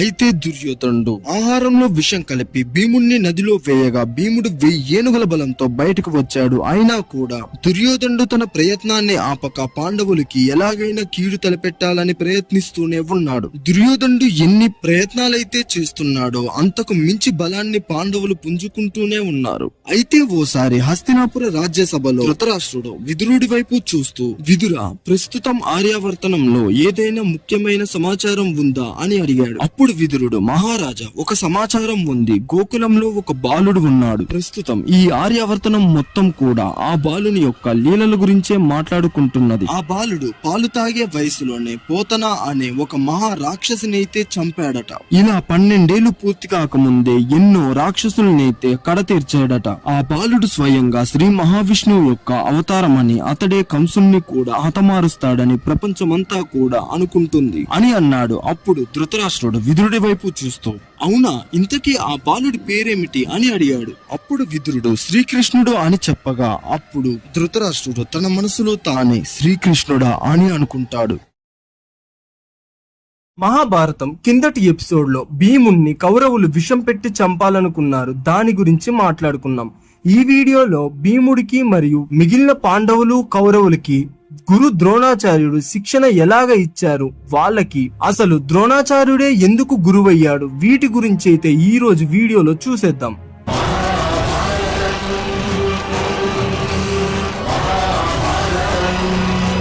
ఓసారి కురు రాకుమారులందరూ మైదానంలో ఆడుకుంటూ ఉండగా అక్కడికి భీష్ముడు వచ్చాడు. అప్పుడు కురు రాకుమారులందరూ భీష్ముడిని ఎందుకు భీష్ముడు వచ్చాడా అని ఒక విధంగా చూస్తూ ఉన్నారు. అప్పుడు భీష్ముడు వారితో ఇలా అంటాడు, రాకుమారులారా, మీకైతే ఇప్పటి నుంచి రాజశిక్షణనైతే ఇస్తాము అని చెప్పాడు. ఏ రాజైతే సకల వేదాలను అభ్యసించి యుద్ధ విద్యలలో రాజనీతిలో ప్రావీణ్యం సంపాదిస్తాడో, ధర్మశాస్త్రాలను నీతి శాస్త్రాలను తెలుసుకొని సమర్థవంతంగా రాజ్య పరిపాలన చేస్తాడో ఆ రాజు గొప్ప రాజుగా ప్రజల మన్ననలనైతే పొందుతాడు. కాబట్టి మీకు యుద్ధ విద్యలను నేర్పడానికి ఒక సమర్థవంతమైన గురువుని ఏర్పాటు చేశాను అని అన్నాడు. అది విన్న రాకుమారులందరూ ఎంతో ఆసక్తిగా మా గురుదేవుల పేరేమిటి అని అన్నారు. అప్పుడు ఆ రాకుమారుల వైపు చూస్తూ భీష్ముడు అతడే అని కురు రాకుమారులకు యుద్ధ విద్యలను నేర్పించబోయే గురువు పేరు చెప్పబోతుంటే సరిగ్గా అదే సమయానికి పశువుల పాకలోని పశువులన్నీ ఏదో అలజడి రేగినట్లుగా కోపంగా ఒక్కసారిగా వాటికి అడ్డుగా నిలమించిన కంచెను బద్దలు కొట్టుకుంటూ బయటకు వచ్చి వాటి దారికి అడ్డంగా ఉన్న వాటినన్నింటిని గుద్దుకుంటూ అత్యంత వేగంగా ముందుకు దూసుకు వెళ్తున్నాయి. అది చూసిన భీష్ముడు తన ధనస్సు పట్టుకొని వాటిని ఆపడానికి ముందుకు వెళ్తుంటే ఇంతలో ఆకాశం నుంచి ఒక్కసారిగా కుప్పలు తెప్పలుగా బాణాలు దూసుకువచ్చి ఆ పశువులు వెళ్తున్న దారికి అడ్డంగా పెద్ద కంచెలాంటి గోడనైతే నిర్మించాయి. అప్పుడు భీష్ముడితో సహా కురు రాకుమారు అందరూ ఆ బాణాలు వేసింది ఎవరా అని తిరిగి చూశారు. అక్కడ ఉక్కు లాంటి శరీరంతో ధనుర్బాణాలను చేతపట్టి తెల్లటి గుర్రంపై ఒక వ్యక్తి వచ్చాడు. అతడిని చూసిన భీష్ముడి పెదవులపై ఆనందంతో ఒక చిన్నటి చిరునవ్వైతే వెలసింది. ఆ పశువుల ముందు బాణాలు గోడలుగా మారి అడ్డు నిలవడంతో అవి వాటి దారిని మళ్లించి పక్క దారి వైపు పరుగులు పెడుతున్నాయి. ఆ గుర్రం పైనున్న వ్యక్తి కిందకి దిగి ముందుకు నడుస్తూ తన ధనస్సు ఎక్కుపెట్టి వరుసగా బాణాలు వేయడం మొదలు పెట్టాడు. అలా ఆ పశువులు ఎటు వెళ్తుంటే వాటికి అడ్డంగా ఆ బాణాలు వచ్చి పడి వాటికి అడ్డుగోడగా మారిపోతూ ఉన్నాయి. దానితో ఆ పశువులకి ఎటు వెళ్లడానికి దారి లేక తిరిగి వెళ్లి ఒక చోటులో అయితే వచ్చి ఆగిపోయాయి. అది చూసిన కురు రాకుమారులు అందరూ ఒక్క క్షణం ఆశ్చర్యంతో అలా చూస్తూ నిలబడిపోయి ఉన్నారు. అది ఆ పశువులు ఆగిపోయినందుకు కాదు, ఆ పశువులు ముందు ఏ చోటు నుంచి పరిగెత్తాయో మళ్లీ తిరిగి ఆ పశువుల పాకలోకి వచ్చి ఆగాయి కాబట్టి. అప్పుడు భీష్ముడు తన ధనుర్విద్య నైపుణ్యంతో ఆ పశువుల దారిని మళ్లీ ఆ ధనుర్ధారి వైపు చూస్తూ మహావీరుడు శరత్వంతుని కుమారుడు యుద్ధ విద్యల్లో ఆరితేరిన మహాయోధుడు ఇతడే మీకు ఇప్పటి నుంచి ఆచార్యుడు కృపాచార్యుడు అని కురు రాకుమారులకు వారి గురువుని పరిచయం చేశాడు భీష్ముడు. ఇక కథలో కొంచెం ముందుకు వెళ్తే శంతన మహారాజు హస్తినాపురానికి మహారాజుగా ఉన్న సమయంలో గౌతముడు అనే ఒక మహాముని ఉండేవాడు. అతడికి శరత్వంతుడు అనే ఒక పుత్రుడు జన్మించాడు. కానీ ఆశ్చర్యంగా శరత్వంతుడు పుట్టినప్పుడు అతడితో పాటు ధనుర్బాణాలు కూడా పుట్టాయి. బ్రాహ్మణ కుమారుడు అయినా కూడా శరత్వంతుడు వేదాలను అభ్యసించడంలో అంతగా ఆసక్తి చూపించలేదు. అతడికి ధనుర్వేదం అంటే అంతులేని ఇష్టం. ఆ ఇష్టంతోనే ధనుర్వేదాన్ని అభ్యసించాడు. ధనుర్విద్యలో అతన్ని మించిన వారు లేనట్లుగా ప్రావీణ్యాన్ని సంపాదించాడు. అయినా కూడా శరత్వంతుడు సంతృప్తి చెందలేదు. ఇంకా శక్తివంతుడు కావాలని తపస్సు చేయడం మొదలు పెట్టాడు. అది చూసిన దేవేంద్రుడు శరత్వంతుని తపస్సును ఎలాగైనా భంగం చేయాలని జలప్రద అనే ఒక అప్సరసని మనసులో స్మరించాడు. వెంటనే అత్యంత సౌందర్యవతి అయిన ఒక యువతి దేవేంద్రుడి ముందు ప్రత్యక్షమై నిలిచింది. వెంటనే దేవేంద్రుడు ఆ అప్సరసతో జలపద, శరత్వంతుడు అత్యంత శక్తివంతుడు అవ్వడం కోసం తపస్సు చేస్తున్నాడు. అది ఈ లోకానికి అంత మంచిది కాదు. వెంటనే నీవు శరత్వంతుడి ముందుకు వెళ్లి నీ అందచందాలతో అతని తపస్సుకైతే భగ్నం కల్పించు అని చెప్తాడు. దేవేంద్రుడి ఆజ్ఞ మేరకు ఆ అప్సరస తపస్సులో నిమగ్నమై ఉన్న శరత్వంతుని దగ్గరకు వెళ్లి అత్యంత సుందరంగా నాట్యం చేయడమైతే మొదలు పెట్టింది. ఆ అప్సరసను చూసిన శరత్వంతుడు పరవశించిపోయాడు. చుట్టూ ఉన్న ప్రపంచాన్ని మర్చిపోయాడు. అతని చేతి నుండి ధనుర్బాణాలు జింక చర్మం కింద పడ్డాయి. కామోద్వేగంతో అతనికి వీర్యపతనమయ్యింది. దాని తర్వాత శరత్వంతుడు మళ్ళీ తిరిగి తపస్సు చేసుకోవడానికి వెళ్లిపోయాడు. కానీ శరత్వంతుని వీర్యం రెల్లు పొదల్లో పడి 2 భాగాలుగా విరిపోయింది. ఆ వీర్యంలో నుంచి ఒక మగబిడ్డ ఒక ఆడబిడ్డ జన్మించారు. సాధారణంగా ఏ బిడ్డైనా కూడా తల్లి గర్భంలో నుంచే జన్మిస్తారు. కానీ ఇక్కడ ఈ సందర్భాన్ని 2 విధాలుగా అర్థం చేసుకోవాలి. ఒకటి దేవుడి మహిమ అని అర్థం చేసుకోవచ్చు, లేదా మన ముందు ఇప్పుడు ఉన్న పరిజ్ఞానాన్ని మించిన సైన్స్ ఏదో అందులో ఉండి ఉండొచ్చు అని భావించొచ్చు. ఇక్కడ సైన్స్ అని ఎందుకు ప్రస్తావిస్తున్నానంటే ఇంతకు ముందు కౌరవులు 100 మంది కూడా కుండలో జన్మించారని తెలుసుకున్నాం. కానీ కుండలో జన్మించడం అనేది ఈ రోజుల్లో అసాధ్యమైన పని. అలాగే ఇక్కడ దేవుడికి సంబంధించిన ఏదో ఒక మహిమ ఉండడం వల్లే అలాగా ఆ పిల్లలు జన్మించారని కూడా అనుకోవచ్చు. అలాగా శరత్వంతుని వీర్యం నుంచి 2 పిల్లలు జన్మించారు. సరిగ్గా అదే సమయానికి హస్తినాపుర మహారాజు అయిన శంతన మహారాజు అడవికి వేట నిమిత్తం వచ్చాడు. అలాగా వేటకు వచ్చిన శంతన మహారాజు కంటికి రెల్లు పొదల మధ్యలో ఆ 2 బిడ్డలు కనిపించారు. వెంటనే శంతన మహారాజు తన గుర్రం మీద నుంచి కిందకి దిగి ఆ రెల్ల పొదల దగ్గరికి అయితే వచ్చాడు. అలా వచ్చిన శంతన మహారాజుకి ఆ పిల్లల పక్కన ధనుర్బాణాలు జింక చర్మం కనిపించాయి. అవి చూసి శంతన మహారాజు ఈ పిల్లలు ఎవరో బ్రాహ్మణ పిల్లలు అని భావించి తనతో పాటు తీసుకువెళ్లే ఆ పిల్లలలో మగబిడ్డకి కృపుడు మరియు ఆడబిడ్డకి కృపి అని పేరు పెట్టి తన దగ్గరే పెంచుకున్నాడు. ఇలా ఉండగా ఒకసారి శరత్వంతుడు శంతన మహారాజు దగ్గరికి వచ్చాడు.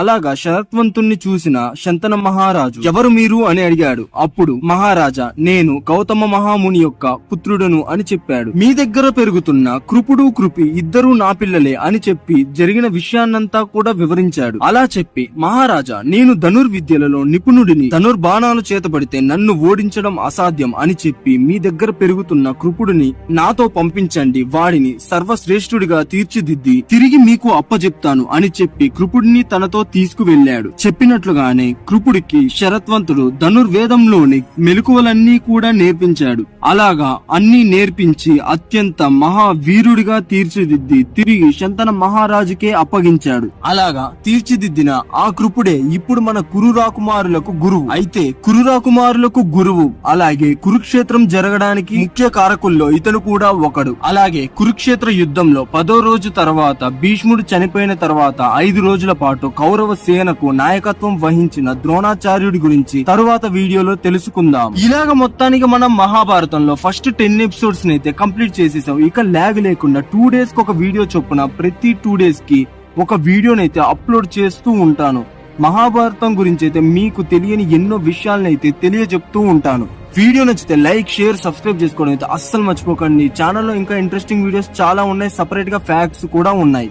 కాబట్టి ఛానల్ అయితే ఎక్స్ప్లోర్ చేయండి. ఇంకో ఇంట్రెస్టింగ్ టాపిక్ తో ఇంకో మంచి వీడియోతో మళ్ళీ కలుద్దాం.